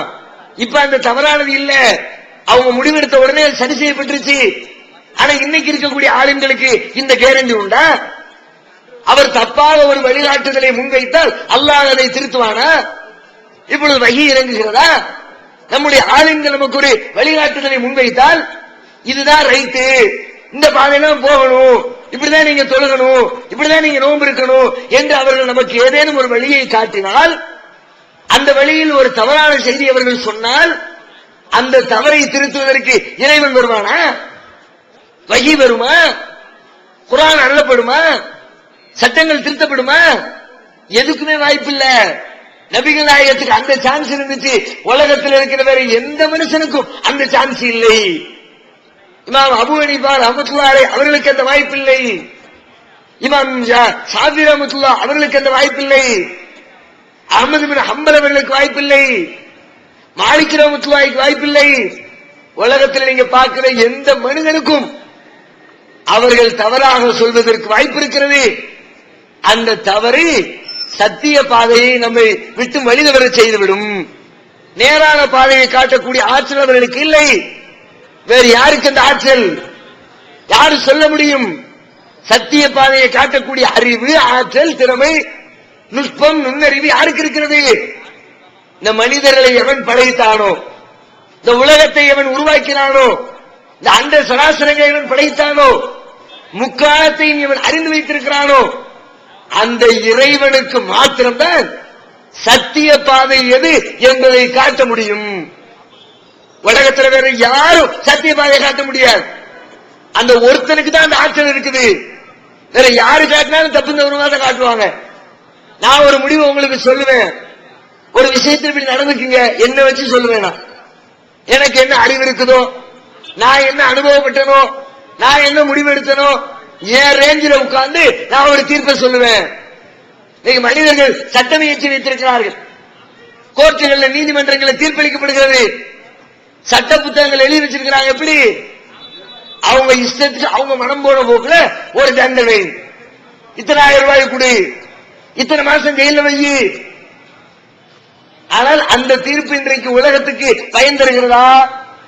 திருடினவனுக்கு 4 மாச சிறை தண்டனை கொடு, 4 மாசம் உள்ள உட்கார்ந்து இருக்கிறான், வெளியே வந்து திருடாம இருக்கணுமா இல்லையா?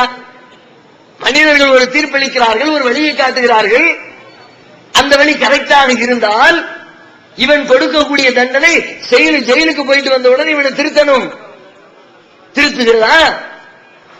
திரும்ப போய் திருடுறான், மீண்டும் ஜெயிலுக்கு போறான், திரும்ப வந்து திருடுறான், மீண்டும் ஜெயிலுக்கு போறான். 2 தடவை 3 தடவை 5 தடவை 10 தடவை 80 தடவை 100 தடவை திரும்ப திரும்ப அவனுக்கு தண்டனை கொடுக்கப்படுகிறது. திரும்ப திரும்ப அவன் சிறை கொட்டடிகளில் அடைக்கப்படுகிறான். 100 தடவைகள் அடைக்கப்பட்டவன் 101வது தடவை மீண்டும் கைது செய்யப்படுகிறான் என்று சொன்னால் என்ன பொருள்? இவன் காட்டிய பாதை சரியில்லை, இவன் எடுத்த முடிவு சரியில்லை, இவன் கொடுக்கிற தண்டனை சரியில்லை.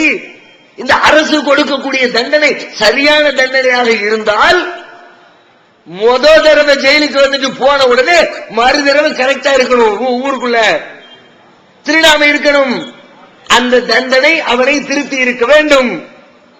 அப்படி ஒரு தண்டனையை கொடுக்கல, அவன் திரும்ப திரும்ப திருடுற மாதிரி அந்த தண்டனை அமைந்திருக்கிறது. அவனுக்கு கஷ்டத்தை ஏற்படுத்தல, நல்ல சுகத்தை கொடுத்திருக்குது. திருடுனா வெளியில உட்கார்ந்து சோத்துக்கு கஷ்டப்படுவோம், திருடிட்டு 3 மாசம் உள்ள போனா சோத்துக்கு கஷ்டம் இல்ல. 3 மாச காலம் மணி அடிச்சா சோறு. திருந்துவானா? வெளியில வந்து அந்த திருட்டு குறையுமா? திரும்ப வந்து திருடத்தான் சொன்னீங்க. என்னத்த பண்ணிவிடும், புடிச்சு 3 மாசம் உள்ள வைப்பா, உள்ள போய் நிம்மதியா திங்கலாம். அதானே வெளியில இல்லாத சுகம் அங்க கிடைக்குது, வெளியில இல்லாத நிம்மதி எங்க கிடைக்குது. அப்ப திருட்டு குறையுமா? சாயங்காலம் 6 மணி அடிச்சா பெல் அடிச்சு லைட் ஆஃப் பண்ணி உள்ளுக்குள்ள கம்பிக்குள்ள அடைச்சு உள்ள தள்ளி விட்டுறா, முடிஞ்சிருச்சு. மறுநாள் காலையில் 6 மணி வரைக்கும் நிம்மதியான தூக்கம். ஊர் உலகத்துல எவனுக்கா அப்படி கிடைக்குதா? எவ்வளவு பெரிய கோடீஸ்வரர் இருந்தா கூட நைட்டு 10 மணி 11 மணிக்கு தான் தூங்க முடியுது. பெட்டி கடை வச்சிருக்கிறவருக்கு அந்த அளவு, ஒரு பெரிய மேனேஜரா இருக்கிறவருக்கு அந்த அளவு, பெரிய பெரிய கோடீஸ்வரர் நிறுவனங்கள் நடத்தி கொண்டிருக்கிறவங்களுக்கு அந்த லெவலு. ஆனா அங்க லெவல் என்ன? 6 மணி ஆனா உள்ள போய் தூக்கம், 12 மணி நேரம் நிம்மதியான தூக்கம். இது திருட்டை குறைக்குமா? மனிதர்களை திருத்துமா? வாரத்தில் ஒரு நாள், அது வேற இப்போ கலைஞர் வேற ஆர்டர் என்ன, வாரத்தில் ஒரு நாள் சிக்கன் பீஸ் வேற சட்டம் போட்டிருக்கிறார். அதுவும் நல்ல காற்றோட்டமான புழல் கட்டி வச்சிருக்கிறார்ல, ரொம்ப ராகத்தா, ரொம்ப நிம்மதியா, கொசுகடி இல்லாம. இவர்கள் ஒரு முடிவெடுக்கிறார், ஒரு வழிகாட்டுகிறார்கள். பெரிய பெரிய அறிவாளிகள் உட்கார்ந்து காட்டிய வழி இது. திருட்டை குறைப்பதற்கு நாங்கள் சொல்லக்கூடிய வழியில் ஒரு வழியை உலகத்தில் சொல்லுகிறார்கள். இந்த உலகத்தினுடைய பிரச்சனைக்கு மனிதன் தனது ஏகத்துவம் ஓரிரை கொள்கையை விளக்கும் ஒப்பற்ற மாத இதழ் PJ சுலைமான், ஷம்சுல்லுஹா, இன்னும் பல சிறந்த அறிஞர்களின் கருத்து கருவூலங்கள், இன்னும் பல சிறந்த அம்சங்களுடன் வெளிவரும் ஏகத்துவம் இதழை படித்து உங்கள் மார்க்க அறிவை வளர்த்துக் கொள்ளுங்கள். ஆண்டு சந்தா உள்நாடு ரூபாய் 100, வெளிநாடு ரூபாய் 650, தனி இதழ் ரூபாய் 9. உங்கள் டிராப்டுகளை ஏகத்துவம், இலக்கம் 30, அரண்மனைக்காரன் தெரு, மண்ணடி, சென்னை 3 என்ற முகவரிக்கு அனுப்புவீர்கள். மகளிருக்கு வழிகாட்டும் மாத இதழ் தீன்குல பெண்மணி. தமிழ்நாடு தவ்ஹீத் ஜமாத்தின் மேற்பார்வையில் முஸ்லிம் பெண்களுக்கான இல்லற கடமைகள், மருத்துவ பகுதி, சிறுவர் பகுதி, திருமண தகவல் பகுதி, ஹதீஸ் திறனாய்வு போட்டி மற்றும் பல சுவையான அம்சங்களுடன் வெளிவரும் முஸ்லிம் பெண்களுக்கான முழுமையான மாத இதழ் தீன் குல பெண்மணி. ஆண்டு சந்தா உள்நாடு ரூபாய் 100, வெளிநாடு ரூபாய் 650, தனி இதழ் ரூபாய் 9. உங்கள் MODD-களை எடுத்து அனுப்ப வேண்டிய முகவரி தீன் குல பெண்மணி, நம்பர் 30, அரண்மனைக்காரன் தெரு, மண்ணடி, சென்னை 1.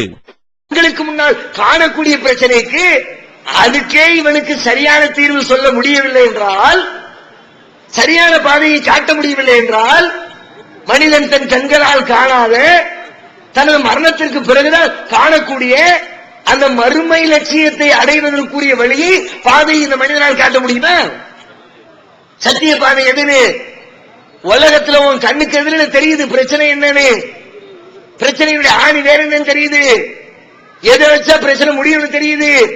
அப்படி கண்களுக்கு எதிரிலே தெரியக்கூடிய அதற்கு ஒரு தீர்வை சொல்லக்கூடிய மனிதன் சரியான பாதையை காட்ட முடியவில்லை என்று சொல்லுகிற பொழுது, கண்ணால் காணாத நம்பிக்கை கொண்டிருக்கிற சில நியாயங்களை மட்டும் வைத்திருக்கிற மரணத்திற்கு பிறகுதான் அனுபவிக்க போகிற அந்த வாழ்க்கையில் வெற்றி பெறுவதற்கு, அந்த லட்சியத்தை நோக்கி பயணம் செய்வதற்கு மனிதன் தேர்ந்தெடுக்க வேண்டிய பாதை இந்த பாதை தான் என்று ஒரு மனிதனால் சொல்ல முடியுமா?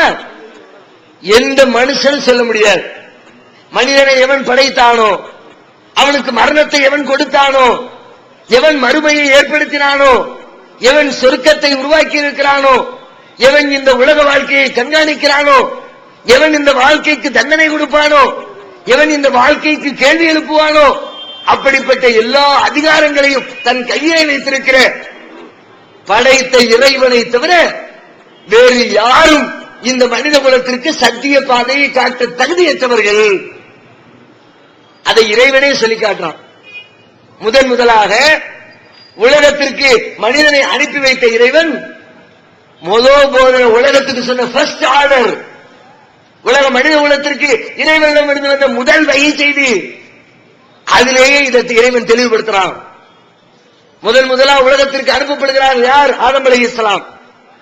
முதல் மனிதர் இறைவனால் படைக்கப்பட்டு இறைவனின் கட்டளையை மீறி அந்த சொர்க்க சோலையில் இருந்து புவிக்கு அனுப்பப்பட்ட அந்த ஆதம் அலைஹிஸ்ஸலாம் அவர்களை உலகத்துக்கு அனுப்பும் போது இறைவன் சொல்லுகிறான், ஃபைம்மா யஅதியன்னகும் மின்னி ஹுதன் ஃபமன் தபிஅ ஹுதாய ஃபலா கௌஃபுன் அலைஹிம் வலா ஹும் யஹ்ஸனூன். என்னிடமிருந்து உங்களுக்கு நேர்வழி வரும், என்னிடமிருந்து உங்களுக்கு வழிகாட்டுதல் வரும். ஃபமன் தபிஅ ஹுதாய, எனது நேர்வழியை யார் பின்பற்றுகிறாரோ, நான் காட்டுகிற பாதையில் யார் நடக்கிறாரோ, ஃபலா கௌஃபுன் அலைஹிம் வலா ஹும் யஹ்ஸனூன், அவருக்கு எந்த கவலையும் இல்லை, எந்த பயமும் இல்லை. மறுமையில வெற்றி பெறக்கூடியவர் அவர்தான், தன்னுடைய லட்சியத்தை அடையக்கூடியவர் அவர்தான். அவர் செல்ல வேண்டிய பாதை நான் காட்டுகிற பாதை, படைத்த இறைவனாகிய நான் சொல்லுகிற பாதை. இறைவன் காட்டுகிற பாதை மட்டும்தான் மனித குலம் வெற்றி பெறுவதற்கு, தனது லட்சியத்தை அடைவதற்குரிய சத்திய பாதை என்பதில் யாருக்கும் மாற்று கருத்து இருக்கவே இயலாது, இருக்கக்கூடாது. சரி, இறைவன் காட்டுகிற பாதை சத்திய பாதைங்கிறதுல அதை நம்புறோம். முஸ்லிம் சமுதாயம் அதை ஒத்துக்கொள்கிறது, அதுல யாருக்கு மாற்று கருத்து இருக்காது. அவன் இறைவன் சரியானதை தான் காட்டுவான், தப்பானதை சொல்ல மாட்டான். ஏன்னா அவனுக்கு கோபம் வராது, அவனுக்கு மறதி இருக்காது, தேவையில்லாம கோபப்பட மாட்டான், எதையும் அவன் மறந்துட மாட்டான், யார் மீதும் தேவையில்லாம வெறுப்பு கொள்ள மாட்டான், யாரும் சுயநலம் அவனுக்கு கிடையாது, பணத்தாசை அவனுக்கு கிடையாது, உலகத்தினுடைய மோகம் அவனுக்கு கிடையாது, உலகத்தினுடைய இன்பங்களை அனுபவிக்கணுங்கிற தேவை அவனுக்கு கிடையாது. எல்லா ஞானத்தையும் அவன் அறிந்து வைத்திருக்கிறான், எல்லா ஆற்றலும் அவனிடத்தில் இருக்கிறது. அவன் தான் சரியான வழியை காட்டுவான், வேற யாரும் காட்ட முடியாது. அவன் காட்டக்கூடிய வழி சரி என்று ஒத்துக்கொண்டால் அந்த பாதையில் நாம் செல்லுகிறோமா? இரண்டாவது முக்கியமான கேள்வி, இதுதான் சத்திய பாதைன்னு விளங்குது, இறைவன் காட்டிய வழிதான் சரியான வழின்னு விளங்குது. அந்த இறைவன் காட்டக்கூடிய சரியான வழியில், அந்த சத்திய பாதையில் முஸ்லிம் சமுதாயம் நடக்கிறதா? எத்தனை பிரிவுகளாக இருந்து போங்கள், உங்களுக்கு சுன்னத்து ஜமாத்தின் பேர் வச்சுக்கோங்க, மதுஹப் ஜமாத்தின் பேர் வச்சுக்கோங்க, தமிழ்நாடு தௌஹீத் ஜமாத்தின் பேர் வச்சுக்கோங்க, ஜம்மியத் அஹ்லுல் குர்ஆன் இது பேர் வச்சுக்கோங்க, ஜமாத்தை இஸ்லாமின் பேர் வச்சுக்கங்க, தரீகான்னு பேர் வச்சுக்கங்க, வேற என்ன பேர் வேணாலும் வச்சுக்கங்க, காதியானி வச்சுக்க, ஷியான்னு வச்சுக்க, என்ன வேணாலும் வச்சுக்க. நீ என்ன பேரை வச்சுக்கிட்டாலும் அந்த இறைவன் காட்டுகிற சத்திய பாதையில் இப்போ பேர் மேற்று கிடையாது. இறைவனிடத்தில் லேபிளுக்கு முக்கியத்துவம் கிடையாது. லேபிளுக்குள்ள என்ன சரக்கு இருக்குது அதான் முக்கியம். வெளியில பாலுன்னு லேபிள் ஒட்டி வச்சுட்டு உள்ளுக்குள்ள கள்ளச்சாராயத்தை ஊத்தி அடிச்சா மனுஷன் ஒத்துக்குமா? மனுஷனே ஒத்துக்க மாட்டோம். வெளியில லேபிள் எப்படி இருக்கலாம், உள்ளுக்குள்ள சரக்கு பிடியில இருக்குது. வெளியில பிரிட்டானியா பிஸ்கட் போட்டுட்டு உள்ளுக்குள்ள லோக்கல் பிஸ்கட் வச்சா ஒத்துக்குமா? கவர்ல இப்படி எழுதிட்டு உள்ளுக்குள்ள வேற ஒண்ணு இருக்குன்னு கேட்போமே. இப்ப மனுஷனாகிய நாமே வெளியில என்ன இருக்குன்றதை விட உள்ளுக்குள்ள என்ன இருக்குங்கிற கவனிக்கிற பொழுது படைத்த இறைவன் கவனிக்க மாட்டானா? நீ என்ன பேரை வச்சுக்க, ஆனால் நான் காட்டுகிற சத்திய பாதையில போறியா? நீ தான் வெற்றி பெறக்கூடிய ஆளு.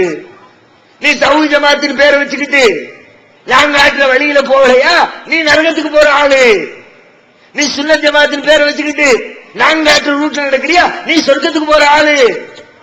பேர் எப்படியும் இருக்கட்டும், பிரிவு என்னவாக இருக்கட்டும், நாம் செல்லக்கூடிய பாதை அந்த சத்திய பாதையா? அல்லாஹ் காட்டிய அடிப்படையில் தான் என்னுடைய வாழ்க்கையின் ஒவ்வொரு காரியம் நடக்கிறது. ஆய்வு செஞ்சு பாருங்கள். பல பிரிவுகளுடைய நிலைமை கவலைக்கிடமாக.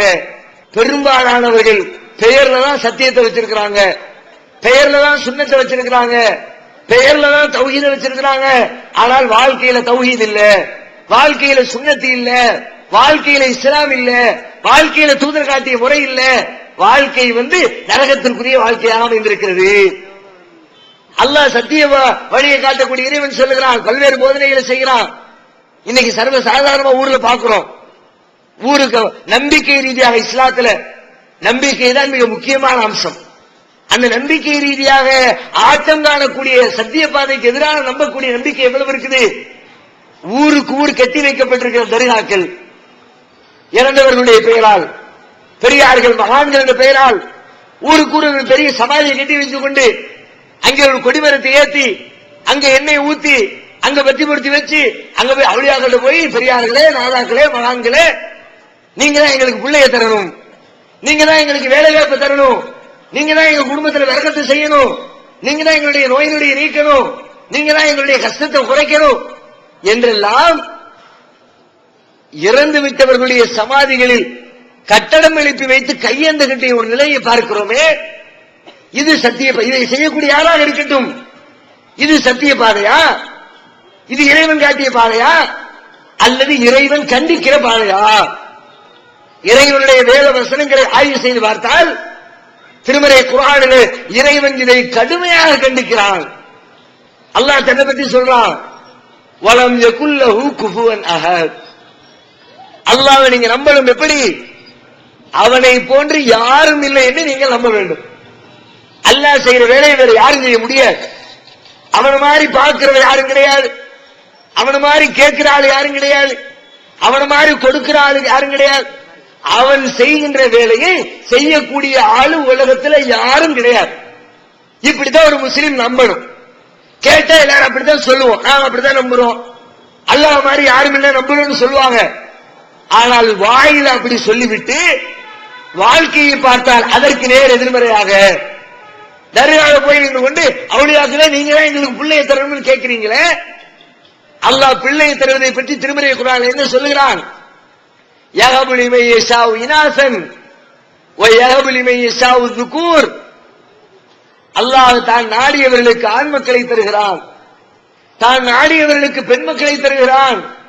அவ் யுஸவ்விஜுஹும் ذுக்ரானன் வ இனாசன், தான் நாடியவர்களுக்கு ஆண் மக்களையும் பெண் மக்களையும் சேர்த்து வழங்குகிறான். வயஜஅலு மன் யஷாஉ அகீமா, அவன் நாடுகிறவர்களுக்கு பிள்ளைகள் இல்லாமல் வாரிசுகள் இல்லாமல் அப்படியே விட்டு விடுகிறான். குழந்தை பாக்கியத்தை கொடுக்கிறவன் நான், அல்லாஹ் சொல்றான், அவன் தான் கொடுப்பதா சொல்றான். ஆனா இங்க நாம என்ன செய்யறோம்? அவளியாக்களே நீங்க தான் பிள்ளையை தரணும். அப்ப என்ன அர்த்தம்?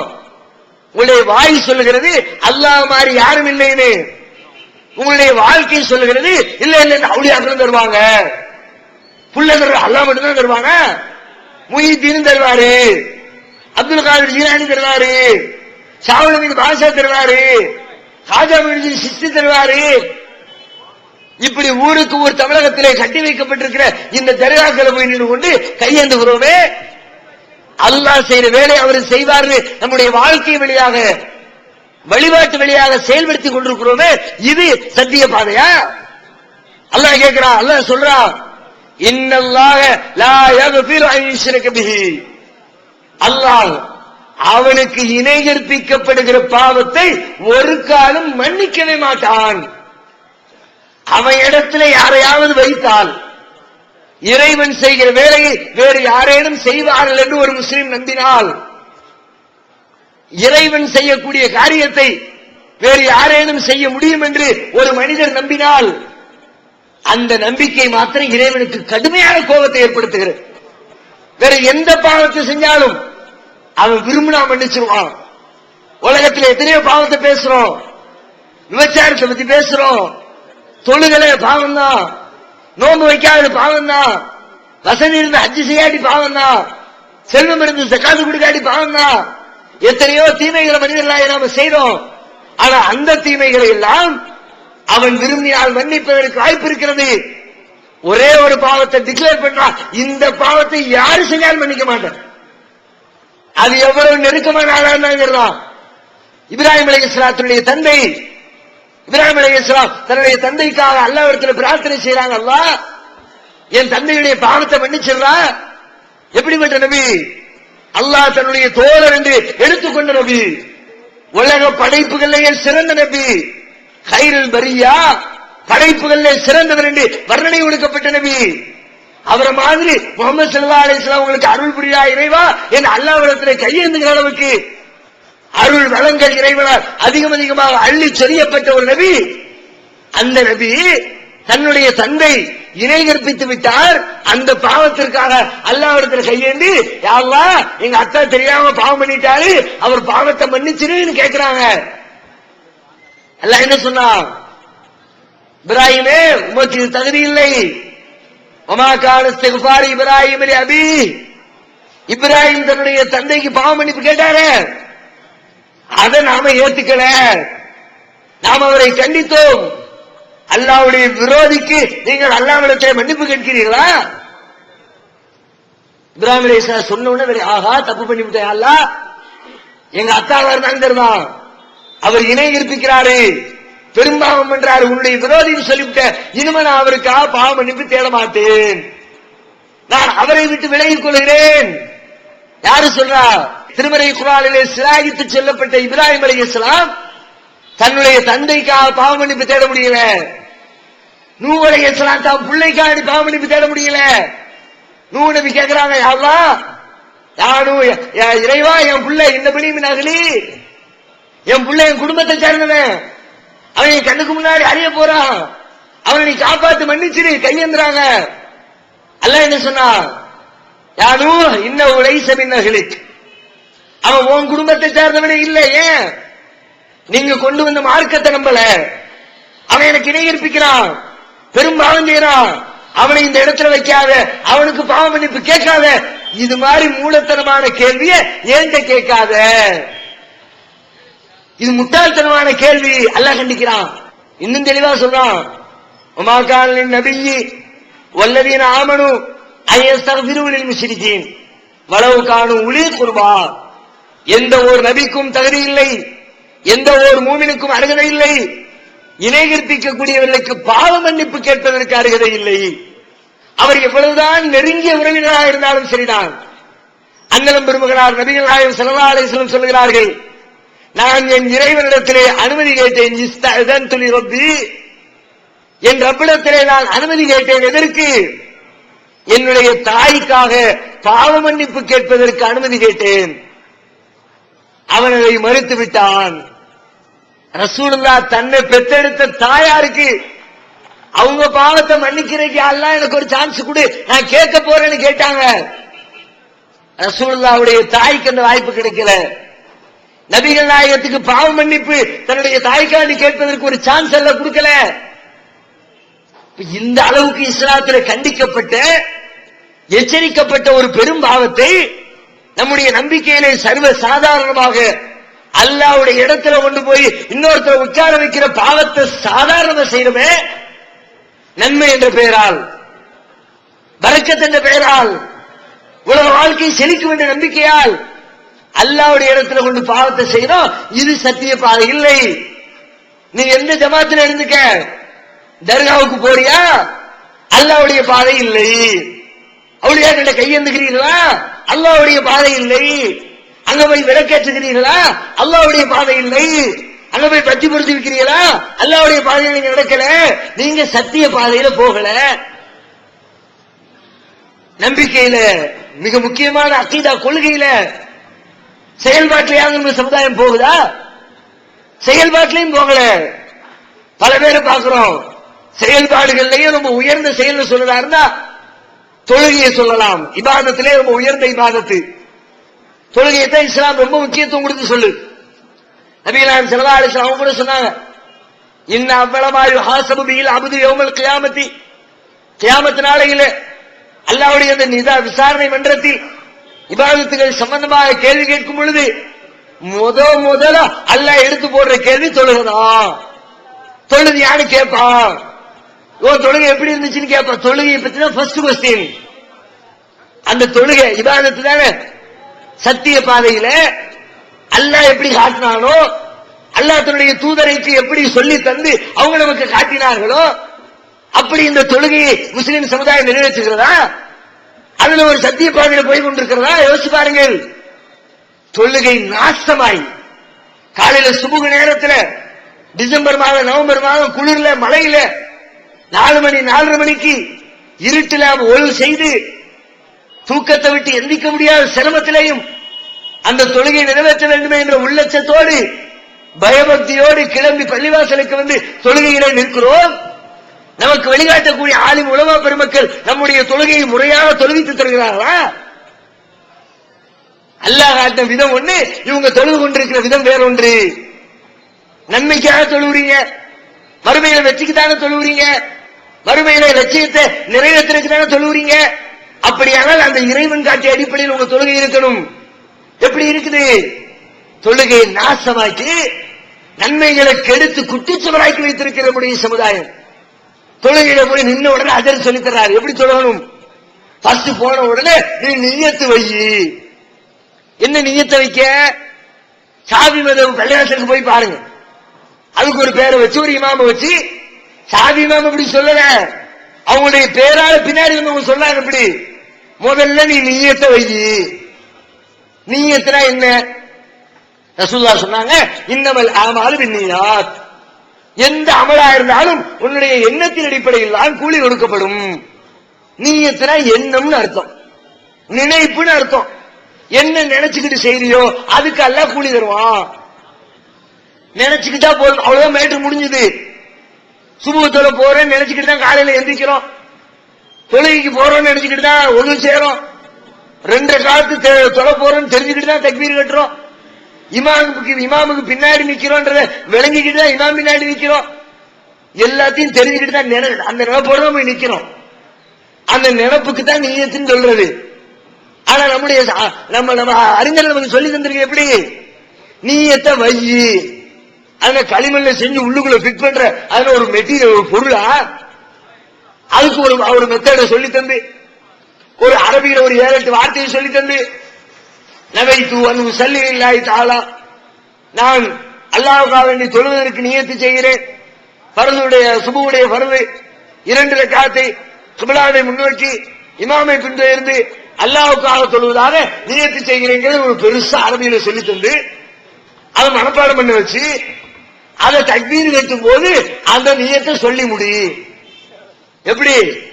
அல்லாஹ் அக்பர் கட்டுவாங்கல, இந்த அல்லாஹ் அக்பர்னு சொல்றதுக்குள்ள இவ்வளவு மேட்டரையும் உள்ளுக்குள்ள சொல்லி முடிச்சிடணுமா? முடியுமா? அல்லாஹ் அக்பர் 2 வார்த்தை, நீங்க சொல்ற நியத்து இமாமருக்கு இருக்குது, 2 வார்த்தையை சொல்ற நேரத்தில் இவ்வளவு பெரிய மேட்டர் உள்ளுக்குள்ள எப்படி திணிக்க முடியும்? பல பள்ளிவாசல்கள் கூத்தா இருக்கும். நாம போய் ஒண்ணு செஞ்சுட்டு தக்பீர் கட்டி தொழுது சலாம் கொடுக்கிற ரேஞ்சுக்கு வந்துடும். நம்ம போகும்போது ஒருத்தர் தக்பீரை கையை எப்படி தூக்கி நிப்பாரு, அல்லாஹ் நக்கீர விடுறாரு. அல்லாஹ் தூக்கினவர் கையை நெஞ்சிலே இடுப்புல ஏதோ ஒன்று கெட்டத்தானே செய்வாங்க. நெஞ்சில கெட்டது சுண்ணத்து, அவர்கள் முறைப்படி என்ன மாத்தி வேலைகளே கெட்டுவாங்கல்ல. ஏன்னா இது தூக்குனவர் அல்லாண்டு கீழே போட்டாருன்னா திரும்ப தூக்குவார், அதான் திரும்ப கீழே போடு, திரும்ப அல்லாத திரும்ப கீழே போடு. எதுக்கு இந்த அல்லா இந்த நீயத்தை சொல்றதுக்கு ட்ரை பண்றாங்க. அல்லாஹ் அக்பருக்குள்ள சொல்றதுக்கு ட்ரை பண்ணி பாதி சொல்லிக்கிட்டு இருக்கும்போது அல்லாஹ் அக்பர் முடிஞ்சிருச்சா, அதனால திரும்ப எடுத்து அல்லாஹ் அக்பர் சொல்லு. நீ என்ன நினைச்சாலும் சொல்ல முடியுமா? சரி, ரசூலுல்லாஹ் இப்படி காட்டினாங்களா? அல்லாஹ் இப்படி சொன்னானா? எந்த ஹதீஸ்ல இந்த மாதிரி ஒரு செய்தி சொல்லப்பட்டிருக்குதா? ரசூலுல்லாஹ் கையை தூக்கி அல்லாஹ் அக்பர் கீழே போட்டாங்களா? ஏன் இந்த வேலை? ஃபர்ஸ்ட் எடுத்த எடுப்புல தொழுகையில நியத்துங்கிற பேர்ல தொழுகை முதல் கோணல் முற்றிலும் கோணல்ங்கிற மாதிரி ஸ்டார்டிங்ல எடுத்த உடனே தொழுகை போச்சு. சரி, தக்பீரை கஷ்டப்பட்டு நின்று நினைச்சு ஃபைட் பண்ணி 10 நிமிஷம் அல்லாஹ் அக்பரோட மண்டையை உடைச்சு கடைசியில் தக்பீர் கட்டியாச்சு வச்சுக்குவோம். தக்பீர் என்ன பிறகு இமாம தொழ வைக்கிறாரு, அல்லாஹ் காட்டிய அடிப்படையை தொழ வைக்கிறாரா? அல்லாஹ்வுடைய தூதர் காட்டிய சட்டத்திட்டங்களை பின்பற்றுகிறாரா?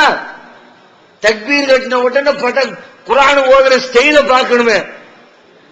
குர்ஆனை பத்தி அல்லாஹ் சொன்னா ரத்தீல் குர்ஆன தருத்தீலா, குர்ஆனை முறைப்படி ஓதுங்க. ரசூலுல்லாஹ் ரொம்ப நிதானமா ஓதுவாங்க. ஒவ்வொரு வசனத்துக்கு வசனம் இடைவெளி விட்டு ஓதுவாங்க. இது நபிகள் நாயகம் தொழுத முறை, திருமறை குர்ஆனை ஓதி காட்டிய முறை. இங்க லெவல் என்ன?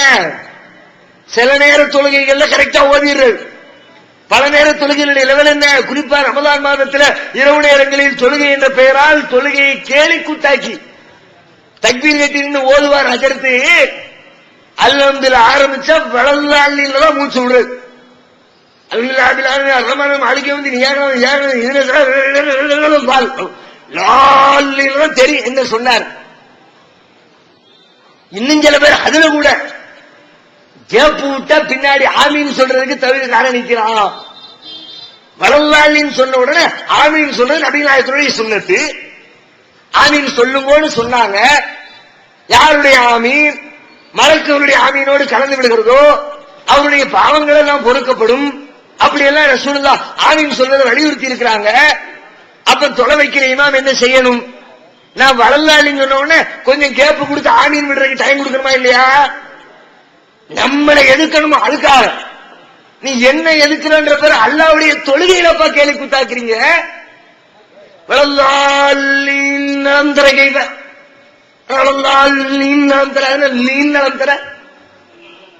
மூச்சு விட்டா என்ன குறைஞ்சிரு போகுது? எங்களுக்கு நன்மை கிடைச்ச கூட உனக்கு மட்டும் என்ன கிடைக்க போகுது? எங்களுக்கு நன்மை கிடைக்கிற போ. இதை செய்யக்கூடிய இமாம்களாகிய உங்களுக்கு என்ன கிடைத்தது? டக்கு டக்கு டக்குன்னு குனிஞ்சு நிமிந்து காக்கா குத்துற மாதிரி அல்லாஹ் அக்பர் அல்லாஹ் அக்பர் அல்லாஹ் அக்பர் எல்லாம் சுப்ஹான ரப்பியல் அஸீம் சுப்ஹான ரப்பியல் அஸீம் 3 தடவை சொல்றதுக்கு டைம் இல்லை. அப்படியே சுப்ஹான ரப்பியல் அஸீம் ஒரு தடவை சொல்லிருப்போம். நீ சமையல்லாம் பார், சமையல்லாஹு லிமன் ஹமிதாக்கு பிறகு ஒரு துஆ ரசூலுல்லாஹ் சொல்லி தந்தாங்க, சொல்ல விடுவாரா? சமையல்லாஹு லிமன் ஹமிதா அல்லாஹு அக்பர் அப்படி ஒரே மூச்சுல ரப்பனா லக்கல் ஹம்து சொல்லலாம், அல்லாஹும்ம ரப்பனா வலக்கல் ஹம்து சொல்லி தந்தாங்க. இன்னும் சில துஆக்களை சொல்லி தந்தாங்க. குறைஞ்சபட்சம் ரப்பனா லக்கல் ஹம்து சொல்றதுக்காக டைம் கொடுக்கலாம்ல, கொடுத்தார்களா? இது நபிகள் நாயகம் காட்டிய சரியான பாதையா? இதுதான் நீங்க சத்திய ரூட்ல போய்கிட்டு இருக்கிற விதமா? ஒரு தடவை ஒரு நபி தோழர் தொழுது விட்டு வருகிறார். ரசூலுல்லாஹ் சொல்றாங்க, நீ போய் திரும்ப தொழு, நீ தொழுகல திரும்ப தொழு. வெளிவந்து விட்டது இஸ்லாம் கூறும் குடும்பவியல் ரமலான் மாதம் தொடர் சொற்பொழிவு 5 டிவிடிகளாக விலை ரூபாய் 150 மட்டுமே. கூரியர் செலவு தனி. கிடைக்கும் இடம் TNTJ வீடியோ விஷன், நம்பர் 30, அரமனைக்காரன் தெரு, மண்ணடி, சென்னை 1. திருக்குர்ஆன் தமிழாக்கம் பி ஜெய்னுலாபிதீன். அனைவருக்கும் புரியும் எளிய நடை. தேவைப்படும் வசனங்களுக்கு தெளிவான விளக்கங்கள். கலைச்சொற்களின் விளக்கங்கள். திருக்குர்ஆன் எவ்வாறு அருளப்பட்டது, எவ்வாறு தொகுக்கப்பட்டது என்பது குறித்து முழுமையான விளக்கம். நபிகள் நாயகம் ஸல்லல்லாஹு அலைஹி வஸல்லம் காலம் முதல் இன்று வரை குர்ஆன் பாதுகாக்கப்பட்ட வரலாறு. திருக்குர்ஆன் இறைவனின் வார்த்தைகள் என்பதற்கான அடுக்கடுக்கான ஆதாரங்கள். முந்தைய பதிப்புகளை விட மெருகூட்டப்பட்ட செய்திகள், கூடுதலான பக்கங்கள், அழகிய வடிவமைப்பு, உயர்தரமான பைண்டிங். விலை ரூபாய் 300 மட்டுமே. வெளியீடு மூன் பப்ளிகேஷன், நம்பர் 83/3, முதல் மாடி, மூர்தரு, மண்ணடி, சென்னை 1. போன் 65690810. திரும்ப போய் தொழுகிறாரு. தொழுது முடிச்சுட்டு வர்றாரு. திரும்ப சொன்னாங்க சொல்ல நீ தொழுகிற திரும்ப தொழு. ரெண்டாம் இடம் போய் தொழுகிறாரு. தொழுதுட்டு வந்தோடனே திரும்பவும் சொல்ல நீ தொழுகிற திரும்ப தொழு. அவர் பயந்துட்டாரு. சஹாபி, அல்லாஹ்வுடைய தூதரே நான் என்ன தப்பு பண்றேன் எனக்கு தெரியல, எனக்கு சொல்லித்தாங்க, நான் சரி செஞ்சுக்கிறேன். உடனே ரசூலுல்லாஹ் சொல்றாங்க தொழுகையை நிதானமா தொழுவுங்க. திருடர்கள் பலவிதம், மக்களுடைய காசு பணத்தை திருடுற கூட்டம் ஒண்ணு இருக்குது. ஆனா தொழுகையில திருடுற ஒருத்தன் இருக்கிறான். தொழுகையில திருடனா எப்படி? தொழுகையில் இன்னைக்கு தொழுகையிலையும் திருடான். பள்ளியாசல தொழுகும் போது கொஞ்சம் கவனம் இல்லாம செல்போன கால் கிட்ட வச்சுன்னு வச்சுக்குவோம், அப்படியே பின்னாடி ஓடி வந்து கையை விட்டு எடுத்துக்கிட்டு பாடுறான். அந்த திருடனை சொல்ல ரசூலுல்லாஹ் தொழுவும் போது தொழுகையிலே திருடு. தொழுகையில சில அபேஸ் பண்றது. தொழுகையில் திருடன் மோசமான திருடன். அது என்ன தொழுகையில திருடுவன்? தொழுகையினுடைய அம்சங்களை முறையாக செய்யாமல், சஜ்தாவுக்கு போனா முறையா சஜ்தா செய்யாமல், முறையா ருக்கு செய்யாமல், முறையாக கியாமல் நிற்காமல், முறையாக கிராத் ஓதாமல், ஏதோ பட்டு பட்டுன்னு காக்கை கொத்துவதை போன்று கொத்தி எழுகிறானே அவன் தான் தொழுகையில் திருட. அல்லாஹ் முன்னாடி இருக்கும்போது அல்லாஹ்வுக்கு கொடுக்கிற காரியத்திலே ஒருத்தன் திருடுறான்னா எவ்வளவு பெரிய திருட்டு போயிடலாம். உங்கள்கிட்ட என்கிட்டையும் திருடுற அவன் ஒரு விதம். அல்லாஹ்விட்டையும் திருடுறவனா இருந்தா அப்படிதானே அர்த்தம். அல்லாஹ் முன்னாடி நிக்கிறான், அல்லாஹ்வோடு பேசுறான், அல்லாஹ்வுக்கு தன்னுடைய வழிபாட்டை சமர்ப்பிக்கிறான். அவன் அல்லாஹ்வுக்கு கொடுக்கிற ஒரு பொருளில், ஒரு வழிபாட்டில், ஒரு இபாதத்தில் ஒன்றை அவன் பிடுங்கிக் கொள்கிறான் என்று சொன்னால் அல்லாஹ்விடத்திலே அவன் கை வைக்க நினைக்கக்கூடிய மோசமான திருட. தொழுகையை நாசமாக்கி, தொழுகைக்கு பிறகு எத்தனை அமல்கள் என்ற பெயரால் ரசூலுல்லாஹ் தொழுது முடிச்ச உடனே அவங்க தனியா துவா செய்வாங்க, மக்கள் தனியா துவா செய்வாங்க. அதுக்கு பிறகு அவங்க துவா செய்யற பேர்ல அவங்க ஒரு காரியத்தை செஞ்சு கூட்டாமல் எல்லாத்துக்கும் சேர்ந்து நான் கேட்கிறேன், நீங்க என்ன கேட்கிறது? நீங்க எல்லாத்துக்கும் மொத்தம் ஏகண்ட் எடுத்து வச்சிருக்கீங்க துவா செய்யறது. அது ஊர்ல இருந்து மொத்தமா குத்தகை கொடுத்துருக்கிறாள். எங்க துவா பூரா உங்களை தான் சார்மனு. எங்களுடைய தேவைகளை கேட்பதற்கு நீங்கள் யார்? நபிகள் நாயகம் ஸல்லல்லாஹு அலைஹி வஸல்லம் அவர்கள் அப்படியே காட்டி தந்தார்கள். அவரவர் தேவையை அவரவர் கேட்க வேண்டும். தொழுது முடிச்சுட்டு கேட்கறதுவா ஒவ்வொருத்தரும் கண்ணீரோடு பல பேர் கேட்கிறான். ஆனா துவாக்கள் அங்கீகரிக்கப்படுறது இல்ல. காரணம் என்ன? அல்லாஹ் எப்படி சொன்னானோ அப்படி துவா செய்யறதில்லை. அல்லாஹ் சொல்லுகிறான் திருமறையில, உது ரப்பக்கும் தலர்ருஅன் வ குஃபியா, நீங்கள் உங்கள் இறைவனிடத்திலே பிரார்த்தனை செய்யுங்கள். எப்படி? ரகசியமாக, பணிவாக அல்லாஹ் இடத்துல துவா செய்யுங்க. அல்லாஹ் சொல்லி தர்றான். ஆனா இங்க எப்படி? சலாம் கொடுத்தோடனே அதற்கு கை நீட்டி ஆரம்பிச்சார். பகிரங்கமா எல்லாத்துக்கும் கேட்கிற மாதிரி அல்லாஹ் ரகசியமா கேளுப்பா, உனக்கு எனக்கு தெரியுற மாதிரி கேளுப்பான்னு அல்லாஹ் சொல்றான். ஆனா இங்க துவா எப்படி ஓடுது? எல்லாத்துக்கும் சேர்த்து பார்த்து சத்தம் போட்டு எல்லாரும் காலையும் விழுற மாதிரி துவா அல்லாஹ் ஒத்துக்குவானா? அவன் துவா செய்யறதுக்கு ஒரு மெத்தேடை சொல்லி தந்து அந்த மெத்தேடை பின்பற்றவில்லை என்று சொன்னால் அவன் அந்த துவாவை அங்கீகரிப்பானா? துவாக்களை நாசமாக்கி என்ன கேட்கிறோன்னு தெரியல. ரசூலுல்லாஹ் சொன்னாங்க, பொதுபோக்கான உள்ளத்திலிருந்து வரக்கூடிய பிரார்த்தனைகளை அல்லாஹ் அங்கீகரிக்க மாட்டான். அல்லாஹ் எந்த துவாவை ஏத்துக்குவானா? உள்ளத்திலிருந்து வந்துச்சுன்னா அதான் அல்லாஹ் ஏத்துக்குவான். அசால்ட்டா நீ நினைப்பில்லாம சும்மா வாயிலிருந்து வந்துச்சுன்னா அல்லாஹ் ஏத்துக்க மாட்டான். ஆனா நம்முடைய ஆலிம்கள் செய்யக்கூடிய துவா எப்படி இருக்கு? அதுக்கு நம்ம போடுற ஆமீன் எப்படி இருக்கு? எதையாவது விளங்கி கேட்கிறோமா? என்ன கேட்கிறோம்னு புரிஞ்சு கேட்கிறோமா? என்னமோ கேட்கிறாருப்பா, நல்லதான் கேட்பாரு. அதற்கு தெரியுமா உங்களுக்கு? நல்லது என்று நினைக்கிறீர்கள், பல நேரத்தில் உங்களுடைய ஆளுங்கள் கெட்டதை கேட்கிறார்கள் அல்லாஹ்விடத்தில். அதுக்கு மொழிபெயர்த்து நீங்க புரிஞ்சுக்கிட்டா உங்களுக்கு தெரியும். அரபு நாட்டுக்கான தமிழ்நாட்டுக்கு வந்து பார்த்தோம்னா நம்ம அஜர்த்துமார் ஓதுற துவாவை பார்த்து மிரண்டு போயிருவான். என்னடா இது துவான்? ஏன் துவாவில நம்ம ஊருக்காரன் தான் எக்ஸ்ட்ரீம். ஒவ்வொருத்தர் என்னென்னலாமோ கண்டுபிடிச்சிட்டு இருக்கலாம். நம்ம ஆளு துவாவை எப்படி நீட்டலாம், எப்படி சுருக்கலாம், அபூர்வ துவா ஓதலாம், அற்புத துவா ஓதலாம்னு துவாவில பலவித கண்டுபிடிப்புகள். பராத் இரவுன்னு வச்சுக்கிட்டு, மேராஜ் இரவுன்னு வச்சுக்கிட்டு, அந்த நாட்கள் அபூர்வ துவான்ற பேர்ல 1 மணி நேரம் துவா செய்வார். அதற்கு துவா எப்படி? நிறைய ஓதணும்ல, அதுக்காக மூச்சு நிறைய ஆமீன் போட்டா பெரிய துவா. அபூர்வ துவாவை. ஆமீனுக்கு அளவுகோல் என்ன? இமாமு மூச்சு விட்டா ஆமீன் சொல்லணும், அதான அளவுகோல். என்ன கேட்டாருன்னு அளவுகோல் வச்சிருக்கீங்களா? இமாமு மூச்சு விடுற அளவுகோல் வச்சு ஆமீன் சொல்றீங்களா? இமாம் போயிட்டே இருப்பாரு, கேப் விட்டாரா ஆமீன் சொல்றதுக்கு நமக்கு டைம் கொடுத்திருக்கிறாரு. அதற்கு என்ன பண்ணுவாரு? அதுக்காக வேண்டி சாட் ஆமீன், நிறைய ஆமீன் போடணும். சில துவாக்களை செய்வாங்க, ரப்பனா வலம்னா ஆமீன், அன்புசனா ஆமீன், இல்லம் தகுதிர்லனா ஆமீன், தரம்னா ஆமீன், நக்கூனா ஆமீன், மின்னல் காசுனா ஆமீன். வார்த்தைக்கு வார்த்தை ஆமீன். அர்த்தம் தெரியுமா? ரப்பனா வலம்னா, எங்கள் இறைவா எங்களுக்கு நாங்களே அநியாயம் செய்து கொண்டோம் ஆமீன். என்ன ஆமீனு? அநியாயம் செய்ய வையின் ஆமீனா, அப்படித்தான் செய்வேன் ஆமீனா, நான் செய்யறதை கண்டுக்காத ஆமீனா. இந்த ஆமீனுக்கு என்னைய அர்த்தம்? அதுவும் திருமண வீடுகள்ல துவா. அந்த துவாவுக்கு தாய்மார்கள் வீட்டுல மாப்பிள்ளையும் முன்னையும் பெத்தவன் தலையில முக்காட போட்டுட்டு போடுற ஆமீன் இருக்கிற. என் புள்ள வாழ்க்கைக்காக வேண்டி அசரித்து கேட்காரு. என்னத்த? அல்லாஹும்ம அல்லிஃப் பைனஹுமா கமா அல்லஃப்த பைன ஆதம் வ ஹவ்வா அலைஹிம ஸலாத்து வஸ்ஸலாம்னு ஆரம்பிச்சு ஒரு அரை மணி நேரத்துக்கு. எதுக்கு அந்த அரை மணி நேரம்? உங்க புள்ள மேல உள்ள அக்கறையா? உங்க மகளுடைய வாழ்க்கையை சிறைக்கணுங்கிற அந்த என்ன உணர்வா? என்ன உணர்வு? உங்க பையன் நல்ல வெயிட்டா இருக்குது, உங்க கை நல்ல வெயிட்டா இருக்குது. அரை மணி நேரம் துவா போதுனா ஒரு 50 ரூபாய் கிடைக்கும். 5 நிமிஷத்துல முடிச்சோம்னா 5.25 ரூபாய் முடிச்சிருவாங்க. அதனால ஹஜரத் நமக்கு ரொம்ப நேரம் கேட்டாருன்னு தெரியட்டும், அதுக்கு தானே துவா நீட்டுறிய. அதுக்கு அர்த்தம் தெரியுதா? அர்த்தம் தெரிந்தால் பெண்ணை பெற்றவனும் மாப்பிள்ளை பெற்றவனும் ஒத்துக்கொள்வார்களா? எப்படி துவா? அதுல நபிமார்களும் அவங்க மனைவிமார்களும் வாழ்ந்த மாதிரி தானே வாழ சொல்லி அல்லாஹ் அவங்க கேட்கிறாங்க. அப்படித்தான் கேட்கிறாங்க. சிலது அப்படி கேட்கிறாங்க, சிலது வேற மாதிரி மாத்தி கேட்கிறாங்க.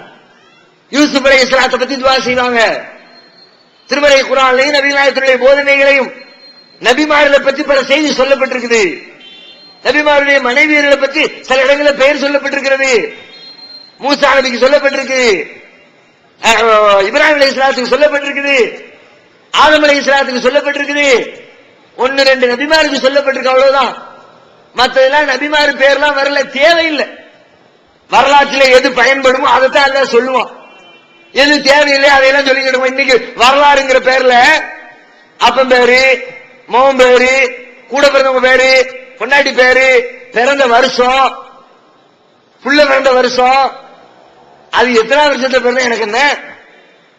அவன் முன்னாடி பேரு தெரிஞ்ச என்ன, தெரியாட்டி சுப்பாயா இருந்தானே, கருப்பாயா இருந்தானே, ஆமினாவா இருந்தானே, கதிஜா, என்ன பிரயோஜனம் இருந்தா சொல்லணும், தேவை இருந்தால் சொல்லணும். தேவையில்லாட்டி சொல்லக்கூடாது, சொல்ல மாட்டான். தேவையில்லாட்டி தேவைப்படுற இடத்துல மட்டும் சொல்லுவான். யூசுப் அலைஹிஸ்ஸலாத்து மனைவி பத்தி குர்ஆன்ல சொல்லப்படல, ஹதீஸ்ல சொல்லப்படல, மனைவி பேரு சொல்லப்படல. ஆனா இவங்களாக ஒரு பேரை உருவாக்கி யூசுப் சுலைஹா அலைஹிஸ்ஸலாத்து வஸ்ஸலாம், யூசுப் அலைஹிஸ்ஸலாம் அவர்களும் அவருடைய மனைவி சுலைஹா அவர்களும் எப்படி வாழ்ந்தார்களோ அப்படி வாழ வைப்பாயாக. யாருப்பா இந்த சுலைஹா? யாருன்னே தெரியல. கேட்டு அவங்க ஒரு வியாக்கியானம் தர்றாங்க, அவங்க எந்த வீட்டுல இருந்தாங்களோ அந்த அமைச்சருடைய பொண்டாட்டி தான் இந்த சுலைஹா. இப்ப அந்த பொம்பளை ரொம்ப மோசமான பொம்பளை இல்ல,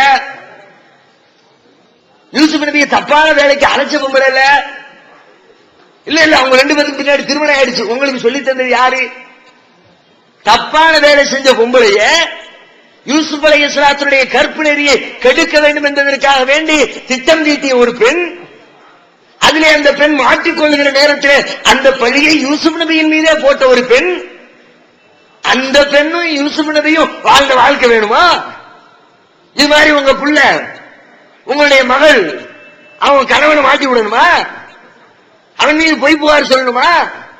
அவனை தப்புல தள்ளணுமா? அப்படித்தானே இருக்குது துவா. இது மாதிரி துவா என்ற பெயரால் இபாதத்துகள் கெட்டு குட்டிச்சுவராகி, தொழுகை நாசமாகி, இன்னும் பிற வழிபாடுகள், நோன்புல அப்படித்தான். இன்னும் கொஞ்ச நாள் குர்பானி வரப்போது, குர்பானில பல்வேறு சடங்குகள். அல்லாஹ் சொன்னது ஒண்ணு, இவர்கள் சொல்லிக் கொண்டிருப்பது ஒண்ணு. பெருநாள் தொழுகை நபிகள் நாயகம் காட்டிய விதம் ஒன்று, இவர்கள் நடைமுறைப்படுத்திக் கொண்டிருக்கிற காட்டிய விதம், நடைமுறைப்படுத்திக் கொண்டிருக்கிற வழிமுறை வேறு. அப்ப அந்த லட்சியத்தை அடையணும்னா போற ரூட்டு அல்லாஹ் காட்டிய ரூட்டாக உங்களுடைய தொழுகை அல்லாஹ் காட்டிய தொழுகையாக, உங்களுடைய நோன்பு அல்லாஹ் காட்டிய விதத்திலே, உங்களுடைய கொள்கை நம்பிக்கை அல்லாஹ் காட்டிய விதத்திலே, உங்களுடைய குடும்ப வாழ்க்கை அல்லாஹ் காட்டிய விதத்திலே இருக்கிறதா என்பதனை ஒவ்வொருவரும் உரசி பார்த்துக் கொள்ளுங்கள். அல்லாஹ்வுடைய வார்த்தையோடு, அல்லாஹ்வுடைய சட்டத்தோடு உரசி பார்த்துக் கொள்ளுங்கள். இருந்தா போற ரூட் கரெக்ட், லட்சியத்தை அடைவோம். இல்லையா லட்சியத்தை அடைய மாட்டோம். இந்த பாதையில் நீங்க போக ஆரம்பித்தால், இந்த சத்திய பாதை அல்லாஹ் காட்டுறதுதான் சத்திய பாதை. அந்த பாதையில தான் நாம பயணிக்கணும். அந்த பாதை தான் வெற்றிக்குரிய பாதை. அந்த பாதை தான் நாம் சென்று சேர வேண்டிய லட்சியத்தை நமக்கு அடைய வைக்கிற பாதை. இந்த பாதையை தெரிந்து கொண்டோம். இந்த பாதையில போவது லட்சிய பயணம் இருக்கு, சத்திய பாதை இது. அந்த பாதையை லட்சியத்தை நோக்கி பயணம் செய்யணுமே. அந்த பயணம் சரியா? பயணம் செஞ்சிட முடியுமான்னா சாதாரணமா செய்ய முடியாது. சத்திய பாதை இதுன்னு உங்களுக்கு நல்லா தெரிந்தால் கூட அந்த ரூட்ல சர்வ சாதாரணமா நீங்கள் பயணம் செய்து விட முடியாது. பல்வேறு இன்னல்களை, இடையூறுகளை நீங்கள் சந்திக்க வேண்டியது வரும். உலகத்தில் யாரெல்லாம் இந்த சத்திய பாதையை விளங்கினார்களோ, யாரெல்லாம் இந்த சத்திய பாதையிலே நடந்தார்களோ, அவர்கள் அத்தனை பேருமே பலதரப்பட்ட சித்திரவதைக்கு ஆட்படுத்தப்பட்டார்கள். ஊர் மக்களால் விளக்கப்பட்டார்கள். அடிக்கும் உதைக்கும் ஆளாக்கப்பட்டார்கள். ஏன் கொலை கூட செய்யப்பட்டார்கள். நபிமார்கள் பல பேர் அல்லாஹ் குர்ஆன்ல சொல்லி காட்டுறான். யக்துலூன நபிய்யன பிகைரில் ஹக், நபிமார்களை அநியாயமான முறையில் கொலை செய்தார்கள். ஏன்? சத்தியத்தை சொன்னாங்க, சத்திய பாதையில் நடந்தாங்க. நீங்கள் சத்திய பாதையில் நடந்தால் அந்த பிரச்சனை வரும். அதுக்கு ரெடி ஆகிட்டு நடக்கணும். சத்திய பாதையில் நடப்போன்னு நீங்க நடக்கணும்னு வச்சுக்குவோம். நாளைக்கே வீட்டுல போய் படுத்துட கூடாது. எப்ப இந்த ரூட்டு நமக்கு வேணாம்பா சொன்ன, வீட்டுல அப்பா சண்டைக்கு வர்றாரு, அம்மா சண்டைக்கு வர்றாங்க, ஜமாத்துல எதுக்குறாங்க, எங்க பார்த்தாலும் பிரச்சனை, ஒரே டென்ஷனா இருக்குது, வேணாம்பா இந்த ரூட்டின் ஓடிடக்கூடாது. சத்திய பாதையில் போனால் பிரச்சனைகள் வரத்தான் செய்யும். அந்த பிரச்சனைகளை நீங்கள் எதிர்கொள்வதற்கு உங்களுடைய மனதை பக்குவப்படுத்திக் கொள்ள வேண்டும். அதுக்கு அல்லாஹ் ஒரு அருமையான உதாரணத்தை, வரலாற்று செய்தியை சொல்லி காட்டுறான். அந்த வரலாறு சத்திய பாதையில் செல்ல வேண்டும் என்று நினைக்கிற ஒவ்வொருவரும் படித்து பார்க்க வேண்டிய வரலாறு, படிப்பினை பெற வேண்டிய வரலாறு, பின்பற்றப்பட வேண்டிய வரலாறு. என்ன வரலாறு? மூமின்களுக்கு முன்னுதாரணமாக சொல்லப்படுகிற வரலாறு. ஃபிரௌன் மிகப்பெரிய கொடுங்கோலன். ஆனா ரப்புக்குமுல் ஆலா, நான் தான் உங்களின் உயர்வான இறைவன் என்று தன்னை மக்கள் மத்தியிலே பறைசாற்றிக் கொண்டிருந்த ஒரு அடக்குமுறையாளன். தன்னுடைய ஆட்சியை தக்க வைத்துக் கொள்வதற்காக அவனுக்கு கீழ் இருந்த சமுதாயத்தில் பனு இஸ்ரவேலர்களில் பெண் மக்களை மாத்திரம் விட்டு வைத்துவிட்டு ஆண் மக்களை எல்லாம் கொலை செய்தவன். குர்ஆன்ல எல்லாம் சொல்லி காட்டுறான். ஆம்பளை பிள்ளைகளை கொலை பண்றது, பொம்பளை பிள்ளைகளை மட்டும் சிறை விடுறது. எப்படி இருக்கும் அந்த சமுதாயம்? ஒரு சமுதாயத்தில் முழுக்க முழுக்க பொம்பளைங்க மட்டும் இருந்து ஆண்களே இல்லாவிட்டால் அந்த சமுதாயத்தினுடைய நிலைமை எப்படி யோசிச்சு பாருங்க. அப்படி கடுமையான கொடுமைகளை, அடக்குமுறைகளை ஏவிவிட்ட அந்த கொடுங்கோலனின் மனைவி ஆசியா அவர்கள், அவங்களுக்கு முன்னிலையில் ஒரு பிரச்சனை. நல்ல வாழ்க்கை, சுகபோகமான வாழ்க்கை. சாதாரண இன்னைக்கு உலகத்துல நம்ம ஜனநாயக நாடுகள்ல சின்ன சின்ன பதவி வகிக்கக்கூடிய அரசியல் தலைவர்களுடைய மனைவிமார்களை பாருங்க, எவ்வளவு சுகமா, எவ்வளவு படோபடமா வாழ்க்கை வாழ்ந்துகிட்டு இருக்கிறாங்க. ஒரு வார்டு கவுன்சிலரா வர வழி இல்ல.